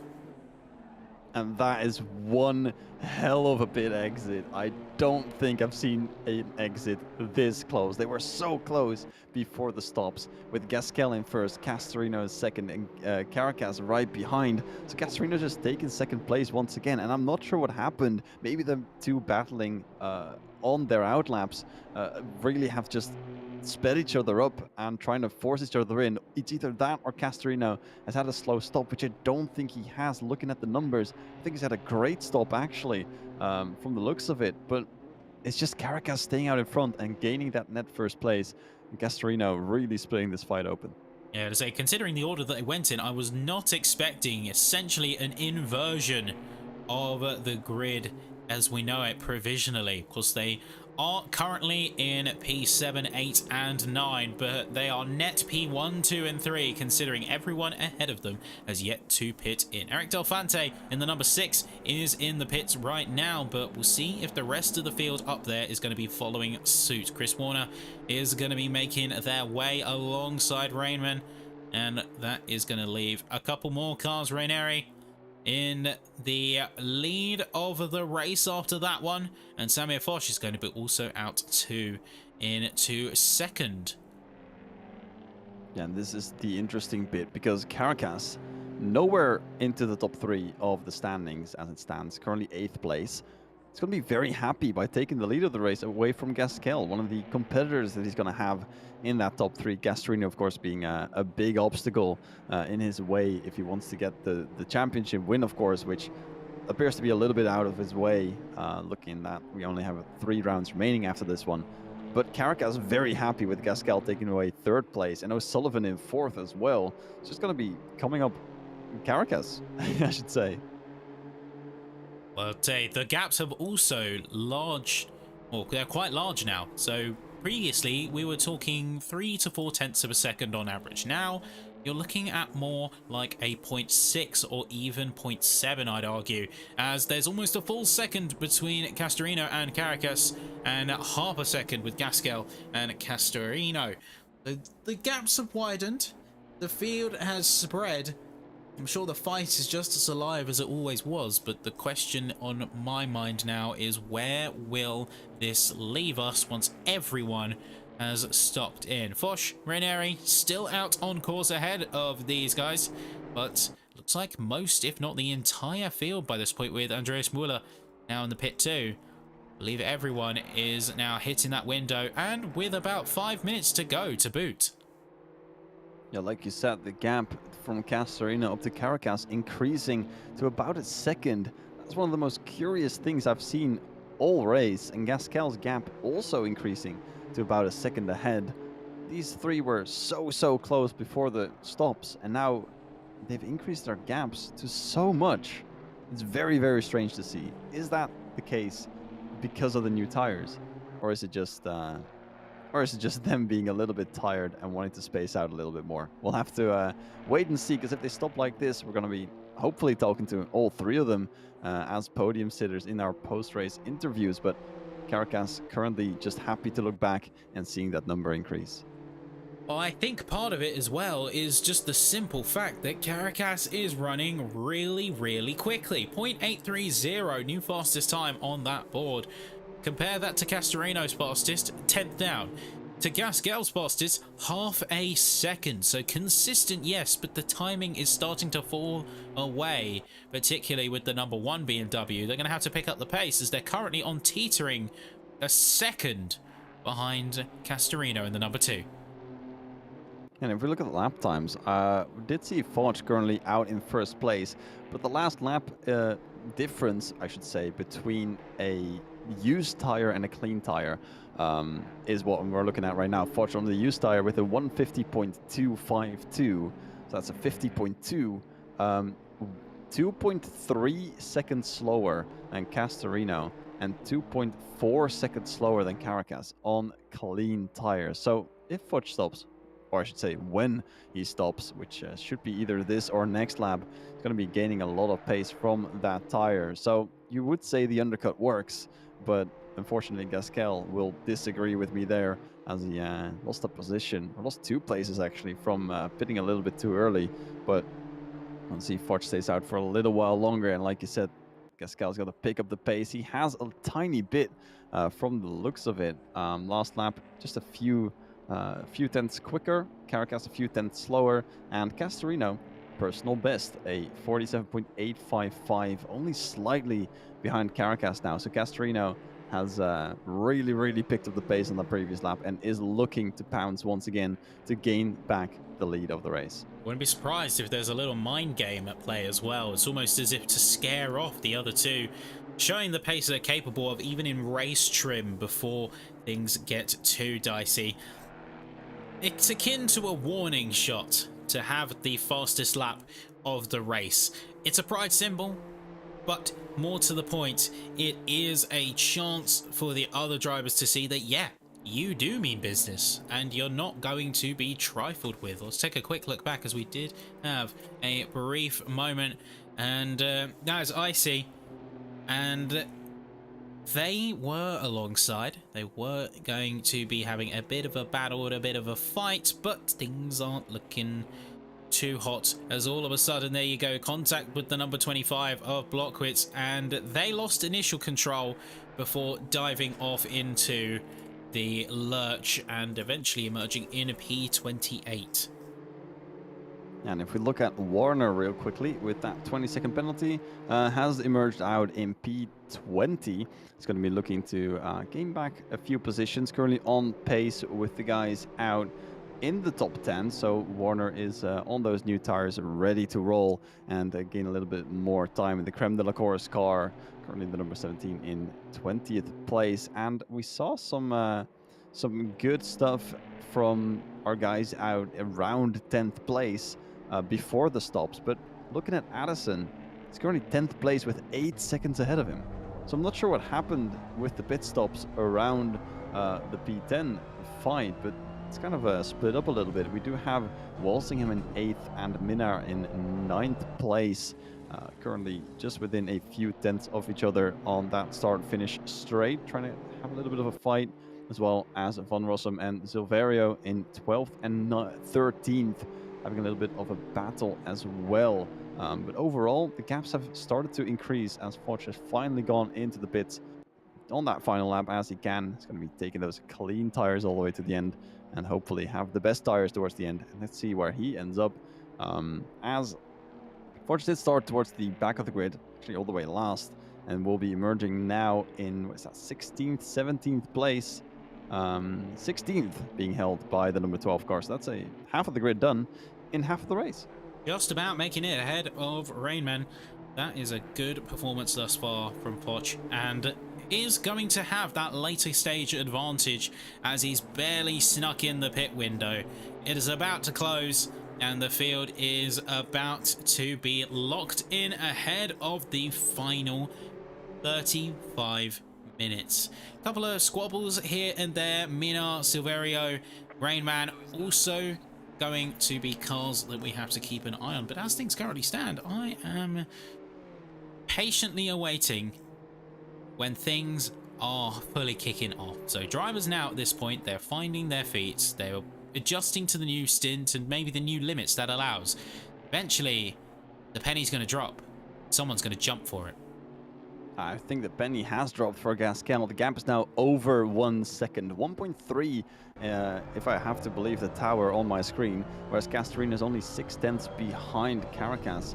And the gap is jumping up and down just a tiny bit as they're going through the track, but it does look like Gasquel has dropped a little bit further back from Castorina and Caracas on the previous few laps, going a little bit over the limits as well as he's trying to push his way back into this fight. But as you can see, it's just a little bit too much for Gasquel to keep up with the front runners. As we're looking at the battle here, as for P16, that is Forge being chased down by Rainman. I don't believe Forge is going to make that easy work. He's on his out lap, and this is going to be his first timed lap, as we're going to see what this new tire can do. Yeah, so Forge and Rayman running quite close to each other. There was a moment where Rayman got alongside, but Forge just had the superior line, was able to lock him down and make sure that it wasn't running anywhere up ahead. Well, have to keep a close eye as things are going to get very dicey. Tepper and Warner going along side by side. Warner getting the move done. Tepper having no choice but to go onto the curbs and have to dip back out. The number 24 BMW residing to P19 as the top 10 do have their own mini fights. We're not seeing, as we saw, the battle to get into the top 10 or into the single digits. Minar is keeping the spark alive with a challenge against Walsingham. The last time we saw gaps this close going up to Sector 3 was when Gasquel chose to go into the pits at turn 1. But currently, no choice to go into the pits for Minar or Walsingham. So these two will have to fight it out into turn 1, it seems. So the slipstream being taken by Minar, the number 3 car in the defense, with the number 5 car being on the chase. And it's now 2/10 between these two drivers. Slipstream being taken, and Minar is going to be looking towards the inside, and Walsingham is going to do his best to defend from this move. Let's see if anything happens into the first turn. Into first corner now. Keeping close, but no attacks here. I think these two are like we saw with the top 3 earlier in the race. I think there is somewhat of an agreement to play nice, but I don't think that is going to last. At least for now. This is Minar choosing not to go too aggressive. His car is also looking a little dinged up, so it might be a question of if it's possible that he'll be able to push in that way. Whether he's just not got the fight under those 4 wheels. Gasquel, meanwhile, 1.9 seconds away from Castorina and Caracas. If there's going to be a time where he picks up the pace, it's got to be now. Yeah, he's quite far behind. It does look like the gaps are increasing between Castorina and Gasquel. 1.8 on the previous timing line, only 7/10 from Castorina up to Caracas.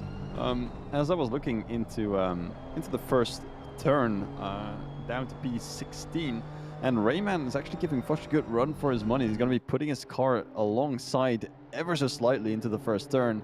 And Foch going defensive. They were going towards the middle of the track on the start-finish straight the entire time.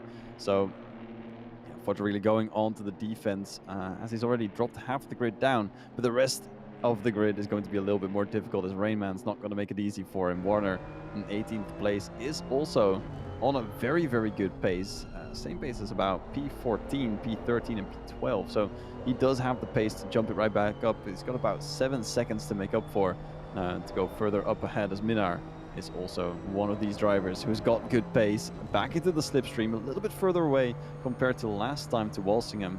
And there is one car in between that is blue flagged. We're going to see what the aftermath is of this battle, but it does look like blue flag car. She's going to let them by easily.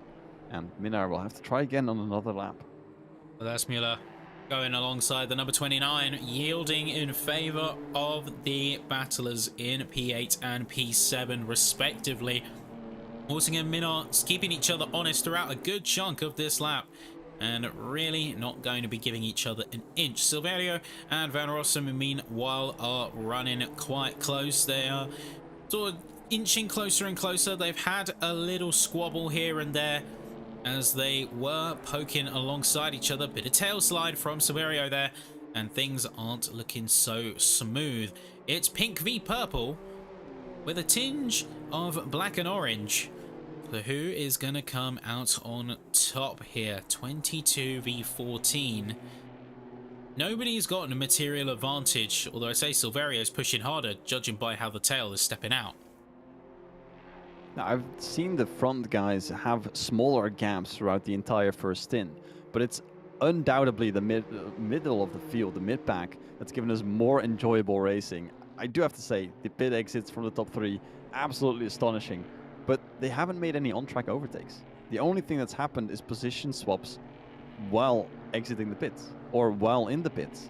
They haven't even given us anything race-worthy from the top three, whereas the middle of the pack is constantly looking to entertain us. Constant fights, battles, close racing, like we see here from P11 and P12. Yeah, just non-stop entertainment from these guys in the midfield.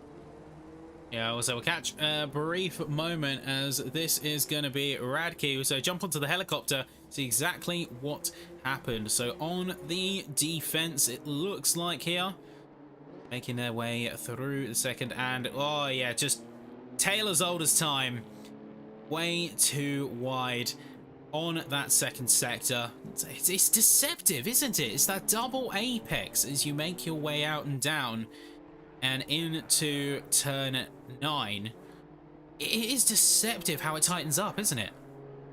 Yeah, it's always crazy to me how drivers can take that perfectly fast, because you come out of the dunes at crazy speeds. Turn 4 is quite quick still, and then you have basically a straight with just some small steering adjustments all the way through the dunes, and then you go down, you dip down, you lose a lot of grip by going down, with the track having to go in that direction. And then you also have to ask more of the tire by steering, and then out of that you basically have a small portion, small bit of time to position yourself correctly, because there's a small little kink right before the braking zone as well, or as you go into the braking zone, I should say.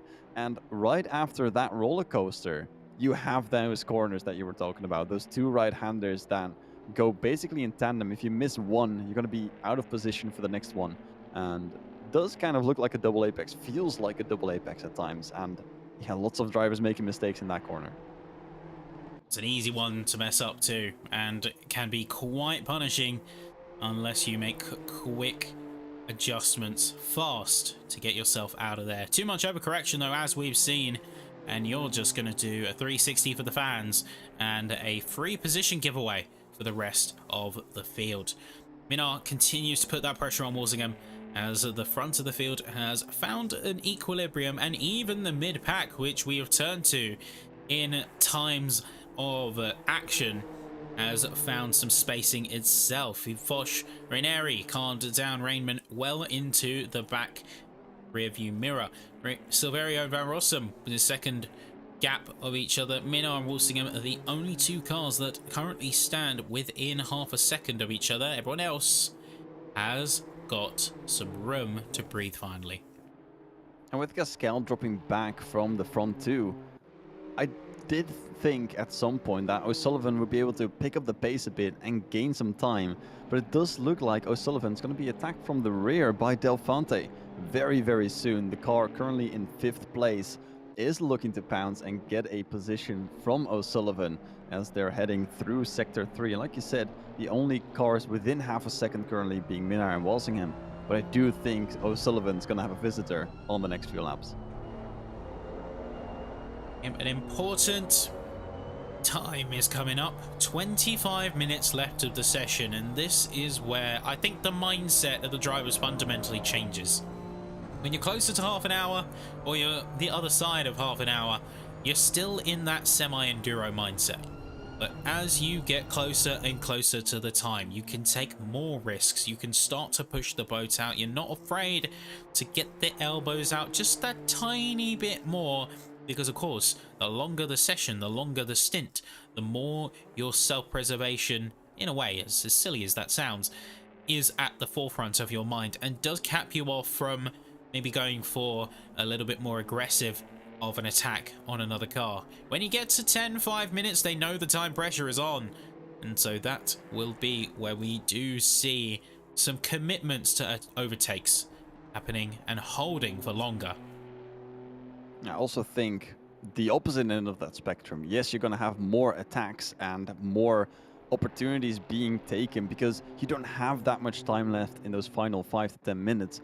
But I also think if you defend hard enough and push the driver behind you a little bit too wide, make them lose some more time, and know that you have that space, that is going to help your confidence as well in keeping that position. Because if they drop behind just over a second, it's going to be very difficult to make that up in those final 5 minutes if you know you've been on equal pace. Because out of that second, you don't have the luxury of getting a slipstream anymore.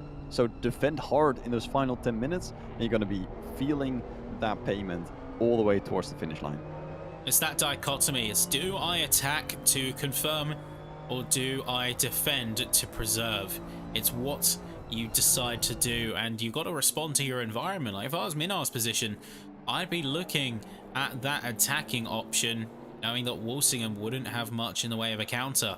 At the same time, if I was looking maybe a little bit further down, I'd also be looking to attack because there's less on the line, less points, less standing to really risk by going a little bit more on the wilder side.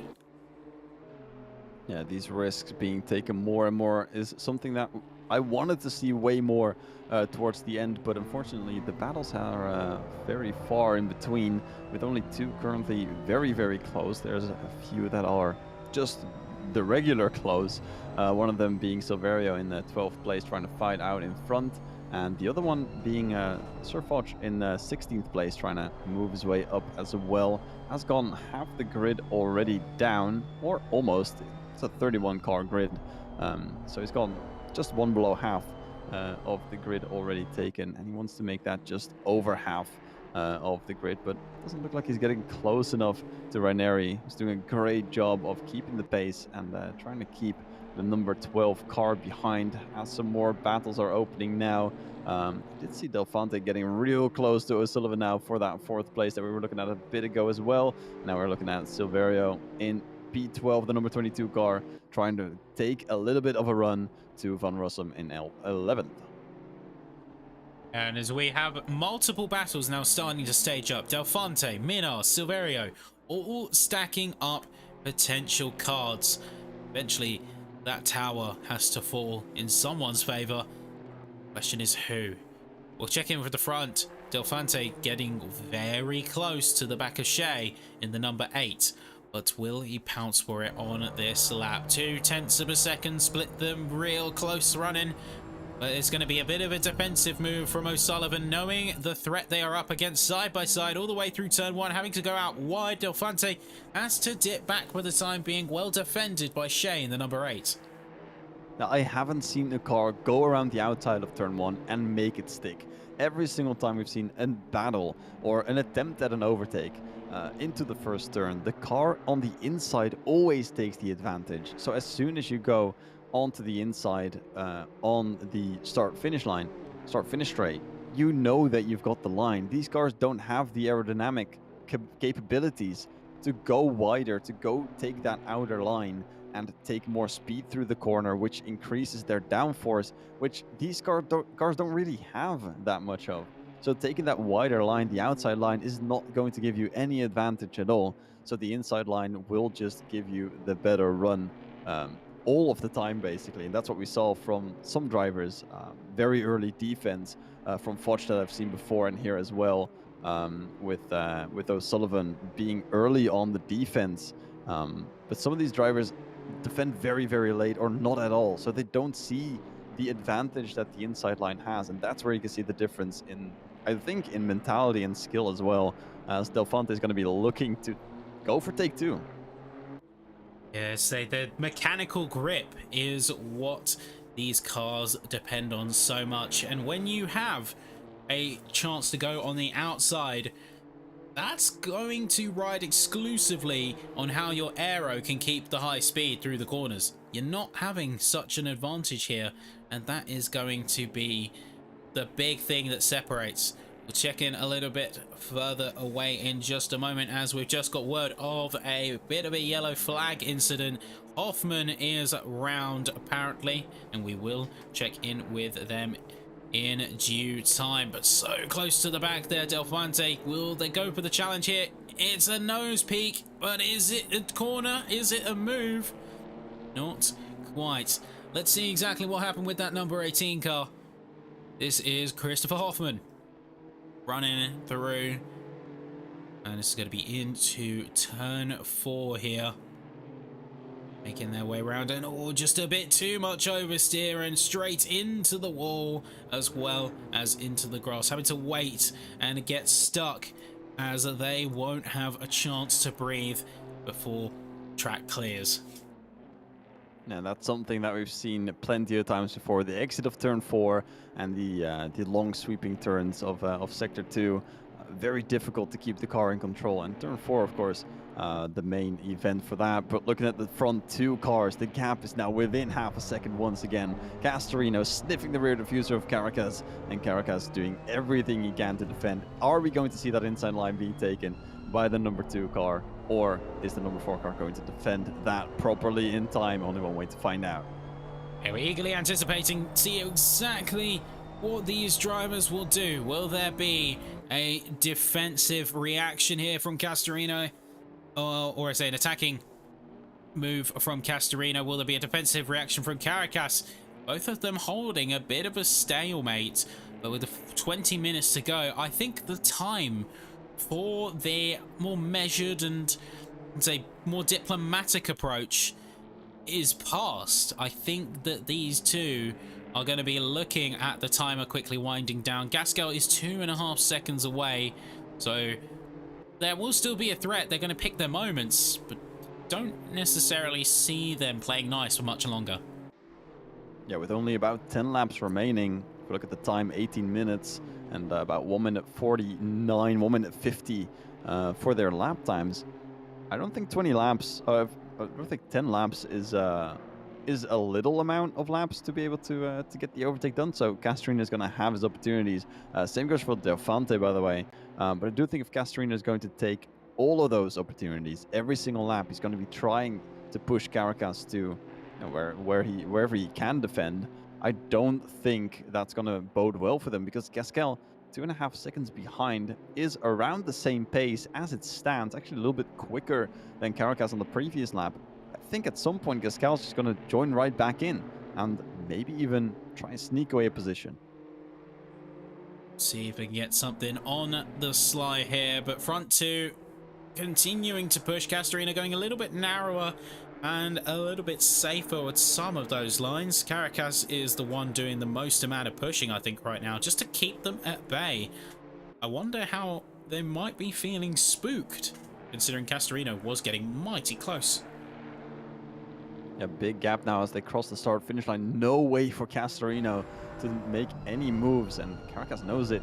Doesn't even go defensive, but if we look right now at O'Sullivan and Delphante onto the start-finish line, it's real close. Diffuser's being snipped. You can see O'Sullivan go towards the inside, take that inside line very early. Delphante, no way to get close, and here we see the inside line being effective once again. Delphante, no way to overtake, and O'Sullivan, beautifully defended. Second verse, same as the first. Delphante once again in no way to go anywhere other than the outside and losing that grip advantage, the mechanical grip carrying O'Sullivan all the way through to hold on to the position for at least a lap longer. Blue flags being waved, lights being flashed. These are two rapid machines making their way through and encountering a little bit of traffic. How much will it affect them?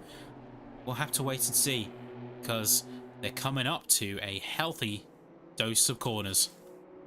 And these two cars are also in a battle for P27. The gap between them also about half a second. So a battle has to pass a battle, and one of the back markers, that is ICC, is currently has let both of them pass actually, and Habold is going to be doing the same, much so on this straight, I might hope, because these two are fighting for a real good position here. It's going to be for P4, and he does leave them by, so this is the safest that it could have been. It's going to go into a battle, though. That's Habold. Has to defend from that position, even if it's for P27. The inside line being taken once again by the number 31 car, and that is Say all the way through onto the final turn. So that is once again a beautiful way to take those inside lines. Habold had the inside for the right side, and then gave away the inside for the left-hander. So once again, the inside line being king in this scenario on this track. So the eyes are permanently trained towards the front end of the field. Delphante and Sullivan throughout all of this have been running in such tight proximity. Once again, it's the 3 times now. Delphante is a challenge for the move. O'Sullivan's having none of it into the first corner and into that rest of the first sector. Delphante's a couple of crucial tenths behind. Tries to get the nose in, breaks a little narrower than O'Sullivan there, but it's just not happening. It's just simply not happening between those two. We're going to quickly check our way back as well, as this is a challenge. Habold with IC 27 and 31. So we saw them being overtaken, and in the midst of it all, they go side by side. That's going to be the number 27 of Habold going in, and contact being swiftly made, not once but twice, before things go to a bit of calm once again. I noticed that it jumped on the brakes. Habold actually relinquishing the position there, it looks like. And that's the sportsmanship that we like to see whenever you get an overtake done. That is not really fairly taken. Giving back the position is can prevent you sometimes from getting a penalty, and obviously is going to help your opponents think more highly of you. My question at this point is, though, when is Delphante going to give up going for the push and just got to stay on his line? Maybe try and give O'Sullivan the worst line every single time, lose some time, maybe get a little bit closer into that first turn, and Delphante maybe just taking the outside line for once, just sticking with it, because he's trying to push O'Sullivan towards the inside line. We see O'Sullivan going defensive probably once more. If Delphante gets close enough, I don't think it's going to be too much of a defensive move here. Could have a little look towards the inside, small peak, but not close enough to do anything. The speeds of these cars aren't that high compared to, like I said before, the GT3s. So the braking zone, of course, is quite similar to your competitors. There's not that much space that you're gaining by braking a little bit later. So yeah, really looking at Delphante, trying to see if he can get some different approaches to getting that overtake done, like staying the line, letting O'Sullivan make the mistakes, take the different lines and lose some time. And I do think that Delphante's got some tricks on his sleeve for these final 6 laps. Yeah, it's got to bide his time, I think, until the last couple of minutes, and then right where he's on the ropes, that's when he can snap it up. But certainly putting that pressure on O'Sullivan and refusing to yield even an inch in this situation. Is Campanella and Van Rossum going side by side, and a brief trade happening through the first corner. So challenges are certainly happening and being made on this course. It was fairly calm, but things have all of a sudden turned up in a big way. And this is what you talked about before, the timer running out and more chances being taken. Minnaar as well, right behind Walsingham in that second sector. Those fast corners out of the dunes that we talked about before, that's where Minnaar almost got the upper hand on Walsingham, almost took away that P7, now taking the slipstream into that final sector. And we're looking at some more cars as well. Currently, Foch as B16 trying to chase down Rainieri. This has been happening for a while as well. The number 12 car not able to pass anywhere. Crush just up ahead in the number 14 car, also trying to get a place on Silverio. So these gaps are also closing in, and O'Sullivan and Del Fonte once again being a little bit squirrely, being a little bit of a trading of positions for a slight moment into that first turn, but O'Sullivan just a little bit too fast and will keep that fourth place. Still, Minnaar and Walsingham also added into that first turn, but staying in tandem, staying behind each other throughout that turn. And that's just what we see with everyone basically just sticking behind. I don't think anyone's made that big of a risk yet into those turns, into turn 1 or into the first few turns of Sector 3. And I'm really curious to see if we're going to have that in the final few minutes of the race.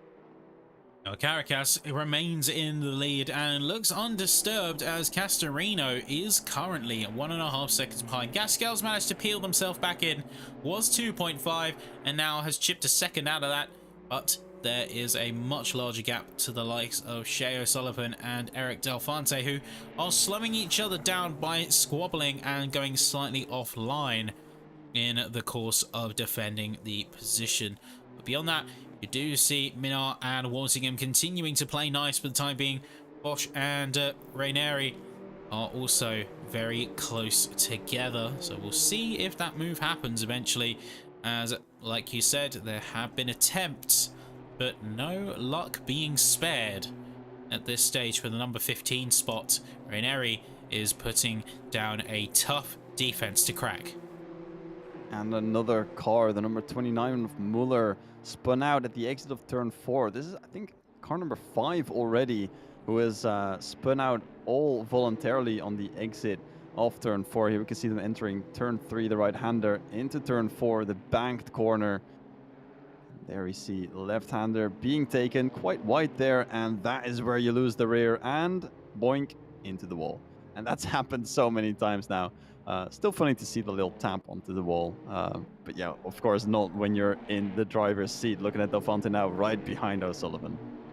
Yeah, to say we have Bock and Rainieri also trading places throughout all of this. So let's take a bit of a rewind. So Rainieri was hot on the defense, but Samir Bosch is also learning to put some serious pace down against him. It's had a couple of attempts, but this is where it really clutches up. Side by side through into the third sector. It's going to be the inside line here on the rebound of the corner for the number 12. And just like that, move made and an instant confirm through the last couple of corners. Bit of contact as well further away. Crush and Silverio, they do come together, albeit briefly, though that doesn't result in all that massive of a drama as they continue on regardless. And not so much of a drama for Crush, but maybe for Silverio.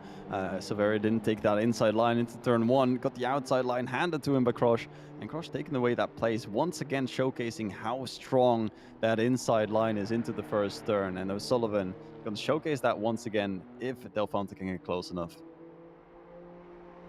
Oh, 7 minutes on the clock, about 4 laps left in all reality, so there isn't much time left to make these kinds of moves, and we're seeing that a little bit with Del Fonte. Is the not desperation, not the right word, but the pressure is really building to all-time highs. He's been chomping at the bit for this overtake for 5-6 laps now and is running out of meaningful chances to take it. So it's going to get more and more antsy as he lies in wait.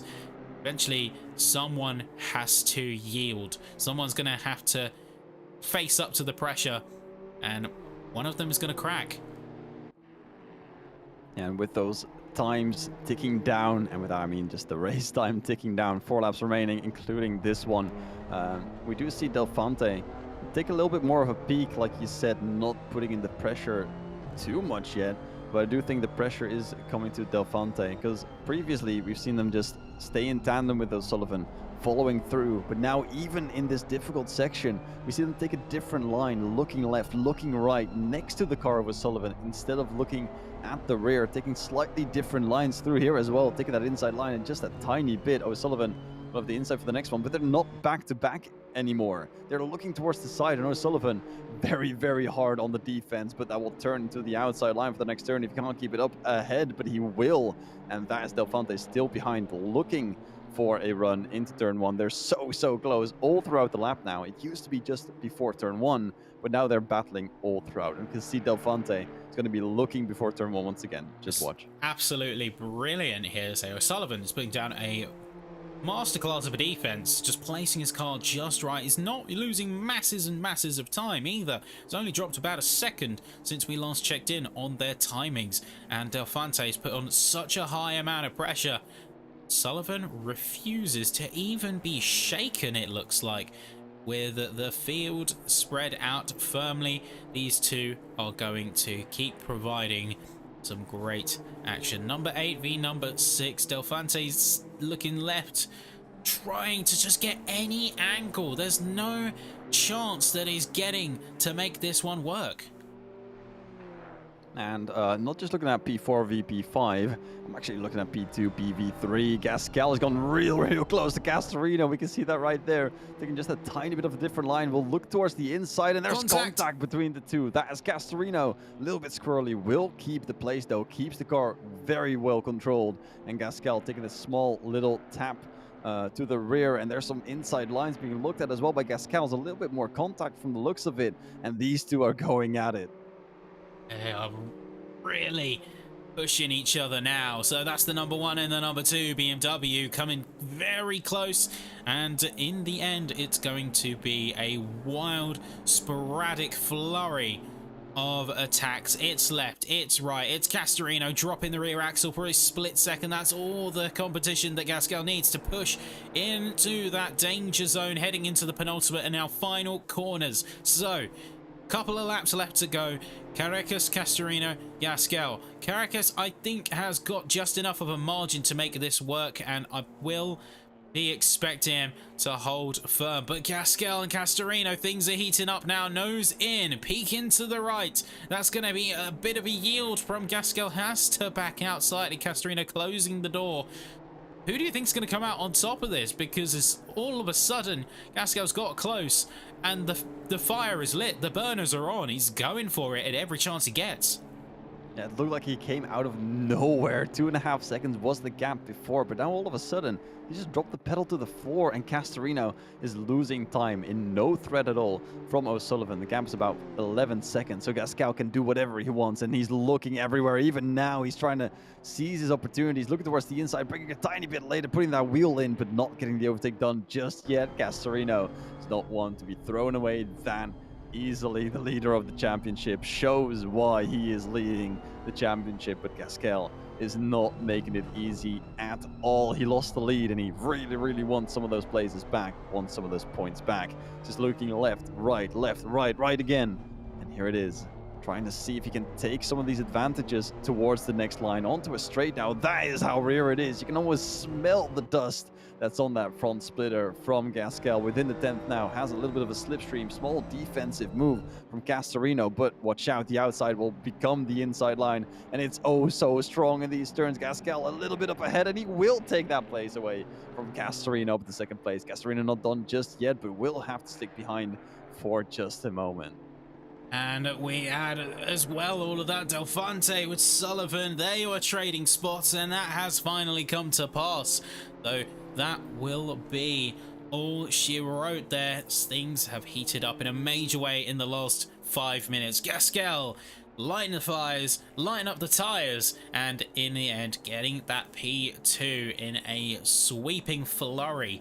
They attacking constantly, and I think that is certainly a part of his driving style that has worked immensely well here. It's just attack after attack after attack after attack, and in the end Castorino was caught off guard by the outside becoming the inside in the position of P2 now, firmly stood 2 seconds away. Castorino already. Sam Gasquel holds, but 7 seconds away from Caracas as a result of that intense battle. Yeah, he absolutely was relentless in his attacks on Castorino, and Gasquel, the number 1 car, really showing why he is that far up in the championship. Castorino, no way to defend this, and this is how close it is for the championship, as Castorino will be losing some points compared to Gasquel if they finish as is. O'Sullivan also losing out on Delphante. So O'Sullivan's going to be losing out a bit in the championship as well. And Caracas looks to be taking the victory today, as Castorino's just dropping way behind now.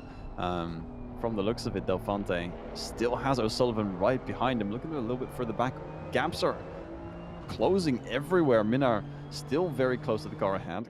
Campanella also quite close to Wasner. Silverio very close to Crush, and Foch also closing in on that. Warner fighting with Rainman as well in the middle of this pack. So the gaps seem to be closing down as these times come down. We have 1 lap remaining, as Caracas just crossed the line with about 15 seconds remaining. So 1 more lap and a few more tries for these drivers to take these final chances and gain some places.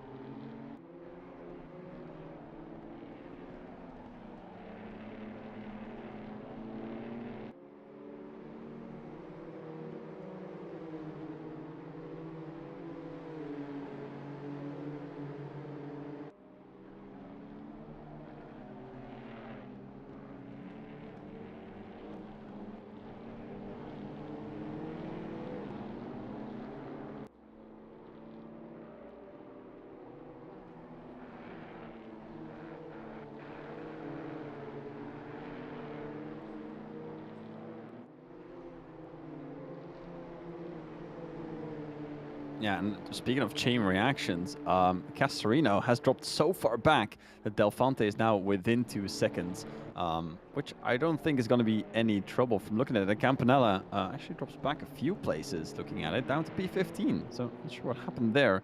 But now actually down to 16th all the way, with Ranieri going through as well. Foch up to 14th place. Minar real close to Walsingham once more, but Delphante now almost on the rear of Castorino. I wonder, are they running it a bit too thin to the line? Because I can barely... Oh, that's a BMW spun. That is Wilhelm's number 19 into the gravel. But coming up to the line, well earned. Caracas, great run. And the stint was certainly the quietest one we've seen, but the best one we have seen for the race, and a healthy dosage of championship points. Gasquel in second, with Castorino barely holding on to the line. Delphante, he's going to try and squeeze as he might. The 3 of them bunched up together. Castorino barely holds on to the end. Delphante, O'Sullivan 4th and 5th. Polyakov is making their way through into 6th position. Great running from them, with Walsingham also closing in. Minar staying behind the entire time. Luke Addison is at P9 and making their way through the final corner now. And Sasha Wasner is going to be a little bit further adrift. That is your top 10. And that was a clean win for Caracas there, who really did not put a foot wrong throughout this session. He has really driven an amazing race. Well deserved victory from Caracas. One of the upsets, actually, I thought, from the top 4 on the start. Caracas, the only one not in the top 3. Well, that's logical, of course, if you have 3 cars in the top 3.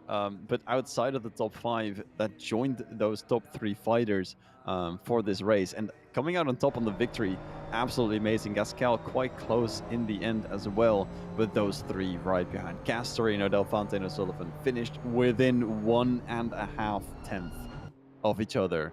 They were all side by side, and I saw O'Sullivan being pushed onto the grass as well, as they were going 3 wide across that finish line, and that is one to remember.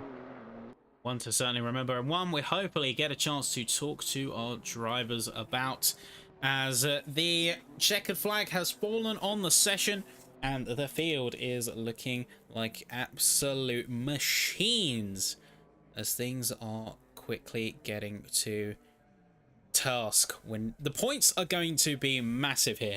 The drivers are certainly looking pretty pleased but we'll have a chance to chat to him in just a moment. Yeah, I really hope that all of them will be joining in because we want to speak with the top three at least. But I mean, looking at top three just would be not do it justice because I do feel like Del Fonte and O'Sullivan are worthy of another talk as well because they too have driven an amazing race and so close to getting that third place as well. I do believe they earned a spot in that as well.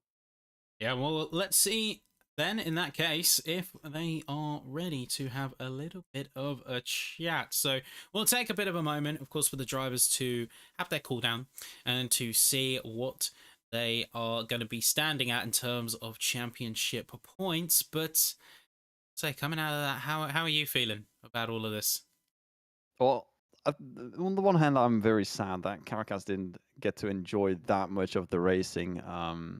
I mean, from the start, being in the top 10, starting in the top 5, and especially getting that top 3 out of the way is absolutely amazing for qualifying. And then, of course, after this, the first stint driving together in such close proximity, and then going into the pits and getting out in such the similar proximity, and then just being able to space it all out and then winning from that is it's of course it's a feat being consistent like that and also taking home the fastest lap of the race as well. Kudos to Caracas for that one too. It makes me a little bit, it's an easy race. Looked like easy in terms of you didn't really, not really that big of a battle going on, but not easy in terms of the pressure that these drivers must have felt within the first stint, and also somewhere in the second stint for these for the rest of the top 5 as well. But other than that, I think the middle of the pack had great battles. The back of the pack had great battles. I think everyone's just done a very good job today, and they can be very proud of these finishing positions. Yeah, I think it was whether it was a case of consistency or just being able to bring the heat, pile the pressure on your opponents, lap in, lap out. I think it was certainly a race to remember today, and I cannot wait to hear some of the opinions from our drivers. Hello to everyone who's just joined us from the German stream and has made their way over. We're about to chat with our drivers, so we're going to be working in inverse order. Let's start with Castorino, then we'll talk to Gasquel, finally Caracas. So let us bring our third place finisher in right now. Unfortunately, it's not letting me drag, but wondering if you're able to do it, perhaps? I'll have a quick look. Castrino. There we have him, Castrino. Welcome, welcome. Hello. There you go. I can hear you just fine in the commentary box, but welcome. And I want to open up by saying that was a brilliant race to watch. It was tense all the way through. So how are you feeling about how that race went? Uh, um, I sad, but then happy again because could be even worse too, because I didn't have much fuel because probably I don't know I saved the setup with the wrong fuel or something. So yeah, sad because was up two and was gaining points on Sam. So I lost point with this P3, but happy because could be even worse. So I mean, still a P3. Could be even easier if I let Sam directly go and start full saving a lot from the first moment. But at the end was still enough for get to the podium. So happy with that, but yeah, it's a bit of shame because it's a stupid mistake to do. Don't have enough fuel and was very crucial gaining points on Sam for the championship, and I lost a bit of points. That is not ideal. It's not the end of the world, but I mean, it could be better, you know. Yeah, I mean, a podium still. We did wonder what was happening and if that was the case here in the commentary box, because it seemed like towards the last couple of laps, as soon as Gasquel overtook and he just sort of piled on that pressure, it seeming like you were dropping multiple seconds. So there was a question of whether you were fuel saving, whether there was an issue there, and still in the end did manage to barely hold on for the podium. But you were feeling a bit of pressure from Del Fonte and O'Sullivan, if I'm right. Yeah. Also, wasn't idea that I had a back marker right behind me on the last lap, and probably wasn't getting what I was doing, so he was sending it into the corner, and it didn't help to myself to full saving at the best. And then also I wasn't like I didn't know, like I was like 0.3 fuel before last corner, and after that you can't full save anymore because if I was full saving, I was losing the position. And a P5 wasn't worth because we have the 4 drop rounds, so I needed that P3. So I was like not that sure about if my fuel was enough for go flat out until the line. So also on the last before last corner, I full saved a little bit by defending the inside, and unluckily it was just enough. I finished the fuel right after the line, so yeah, happy with that. That at least my full saving was was good. Yeah, I think that's a positive to take away is even when you had the fuel save and you had to back off, you still did hold on to a podium. But that first half, that first stint where you were running so close with Gasquet Caracas, that really was something. In your mind, were you thinking about doing overtakes or were you just focused on holding position? I was like, if Sam is doing a mistake and I have a chance, I will overtake. I will try, but I never had a clear chance. So I was also happy that we were getting before because a podium anyway. I was happy with that. And yeah, after the pits, I think like I saw from the standings that Sam was probably on traffic, so I decided to go longer. Probably the best choice was pitting on the lap that Carecas pitted because he went on P1 from that. But I decided to go 1 lap longer because I saw on the standings still people in front of him. So, and I was like, at worst, I will have the better tire of everyone. And yeah, at the end I was again P2, but I was in front of Sam, which is my main rival for the championship. So I was even less interested to try an attack on Carecas.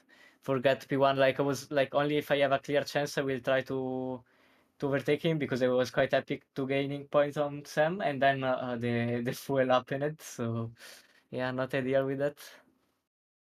Either way, you can hold your head high because it was still a very solid performance. And I guess with that in mind, looking to sort of the wider championship, how are you feeling about that championship drive right now? Yeah, for sure it's good because I'm still P1 on the championship, but the margin is not that high. With a P2, I was a lot more uh, confident about the championship because I was gaining points on Sam. With that, like it's not that easy anyway because yeah, I have a bit of advantage, but yeah, it's not that much for be safe in at 3 rounds from the end. Well, I say, unless there's any questions from Laps, that's all good from me. And again, great job on that P3. Still holding the championship. And even if the margin isn't as big as you'd like, it's still a smashing performance, in my opinion. Yeah, thank you, and yeah, hopefully see you again next week. Laps, any questions from you? No, nothing for me. Just big congratulations, and we hope to see you again in the next race. Yeah, thank you. So yeah, see ya guys. Take care. And Bye with bye. that, we are going to be bringing in next driver. It is Sam Gaskell. Let's grab him in. Sam, can you hear us in the commentary box? Yes, I can. Brilliant. Well, good to have you, and congratulations on your P2. How are you feeling after that race tonight? Um, Definitely a mix of emotions, especially after the pits. But yeah, P2 is good. Gain points in Amadeo, but yeah, I mean, like I said, mixed bag of emotions. Start was good, quali was good, qualified pole, and then kind of was just able to keep my position, and then all the way up until the pits was in P1, and then just traffic just blocked me and defending, and I lost time, and somehow Grantas still, got ahead. And I mean, I tried my best to keep up, and yeah, it just didn't work out. So yeah, Well, so you had a very strong opener, and in terms of control of the race, you certainly had it on lock for the first half. You say it was traffic that was the main factor because you had different timings to the likes of Caracas Castorino. When you all went into the pits, it was all on different laps. So as they that was a traffic thing mainly. You're saying, yes, yeah, so looking at the race itself, like you still did put on a good fight, and as you made up a fair amount of time on that second stint. As you dropped back a bit, but you did sort of start pulling it back. How are you feeling in terms of wider championship? Because obviously you are ahead of Castorino, so that gap has narrowed. Yeah, I'm feeling good, especially going into the next couple of rounds, which are quite good for the Ford. And yeah, I mean, they're all cold races, so tire wear shouldn't be an issue like it usually is. So I'll do my best. I mean, the next couple of tracks I really like as well, so that's also an advantage, but we'll see what I can do. Certainly looking forward to it, and we'll be sort of eagerly watching from the sidelines. Labs, is there anything from you on your front? No, just big congrats on that P2. Very very good race. Was very enjoyable to watch, and yeah, we hope to see you again in the future. And good luck on the championship. Cool. Thank you very much. Appreciate it. Well, do take care. It's been brilliant to watch. You. We'll see you You too. potentially soon. Bye bye. And with that, we go to our. It is going to be Grantes Caracas, and this is the part where he may potentially correct us on how we've been pronouncing the name of the entire race. But let's bring him in. Can you hear us in the commentary box? Hello, hello. Hello, hello, I can hear you loud and clear. Lovely. Well, P1. Where do I begin? Great race. Real running close to the top three. How are you feeling? Yeah, absolutely amazing. Yeah, P1 is obviously the best result could hope for, and obviously didn't expect this one going into this race.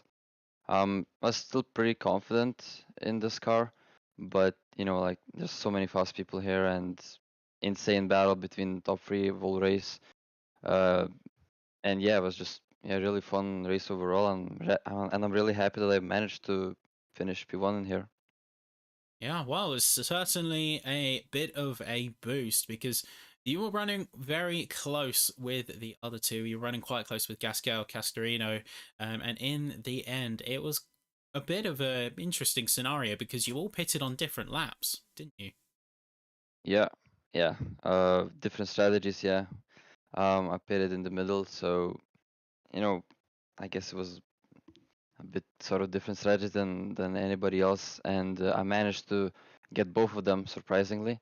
I saw Sam got a bit unlucky with the traffic. Some people were defending against him in his first lap of the second stint, and I was fortunate enough to actually come out ahead of him, right in front of him when I exited the pits, and then we were kind of blocked by another car, but somehow still got a Castorino, and then yeah, just held it with the whole stint, had a pretty decent pace. So yeah. Yeah, and you were able to catch a bit of a break, particularly in that second stint, because once you got out ahead, you were just peeling away at that time gap to the point where you're about 5 seconds ahead by the end. So I imagine in your mind, you were just basically hot lapping at that stage, right? Yeah, basically. Obviously, it's important to manage your tires in these cars, especially on a track like this where you just grain your fronts and the left tires. So yeah, it was a really solid second stint, I should say. Oh, I had to save the fuel a little bit on the last two laps, so I actually ran out of fuel right before crossing the finish line. But yeah, still a very, very clean, very good race from my side. And in the end, it's a healthy bump in terms of championship points, and this is going to serve well potentially into later rounds. So, how are you feeling in terms of the championships? I believe as of now, you're currently sat with that race in the pocket. Currently sat, I believe, P5. Yeah, not bad. I will see if I will continue to do this championship. Depends on the position and the points that I have now. I will see because I also have another championship in a different series and platform. So still decide if I will continue with this championship. But yeah, still a very positive championship so far, and hopefully I will continue. It was great to watch you on track. Laps, anything from you? Yeah, just one quick question. First off, congratulations on the win and the big bag of points that comes along with it. When you guys were all coming out of the pits, you were, of course, ahead of Gascal, who got held up by the traffic. Castorino coming out of the pits. How scared were you that you were going to get overtaken by Castorino the way that you overtook Gascal the lap before? Yeah, honestly, when we got blocked, when I got Gaskell and then we got blocked after turn one by another car, I didn't even expect to come out ahead of Castellino, honestly, because I was already behind him before going to pits, and I didn't really expect that because we were a bit blocked.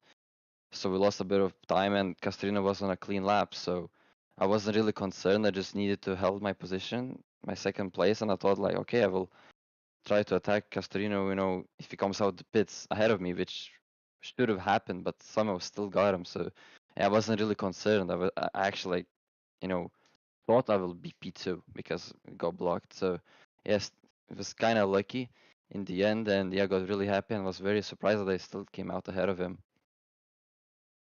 Yeah, well, congratulations on that win. Great race as well. I think that bit with the pit stops and the pit window was very fun to watch. I think we both sat on the edge of our chairs in those 3 laps where you all went to box. So yeah, it was all good luck.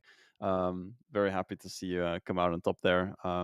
And yeah, indeed, jumping up to P5, looking good for the championship as well. So congratulations, and yeah, we do hope to see you again in the final 3 rounds. Yeah, thank you so much, guys. Bye bye. And that it was our top 3. So this is where we sign off, folks. Of course, another great round of the Case King.de Pro Series under our belts. You want to keep it here at Low Fuel Motorsports if you want to see the rest of the season play out, as well as the other series that we have running throughout the week. There's plenty to look forward to, and I, for one, cannot wait for it. But for now, this is where we say goodbye. Great race, though, wasn't it, Maps? It was an absolutely amazing. It's one that I really enjoy. You know, these 90-minute format races, they're not too long that you know that everything spins out towards the end and gets to those big ass gaps. But it's not too short either to not really have any strategy components. So these medium race formats are always amazing. And of course, like I said in the beginning, the M2 is always entertained. So they didn't fail today either. Yeah, well, there's going to be plenty more action to come. But for now, thank you everyone who has joined us for this round, whether you are on the German stream or the English stream or any other nationalities. I believe we had multi-language across the board. But do stay and stick around. Please follow the channel if you're interested. If you want to support us, you can look to places like Patreon or pick up some merch. Check out our socials. Plenty of places to go. But for now, it's been an honor to cover the round and say thank you for everyone's patience as we had a couple of technical gremlins. We can only go up from here, but this is where we say goodbye. Thank you for watching and have a great night. Goodbye, everyone.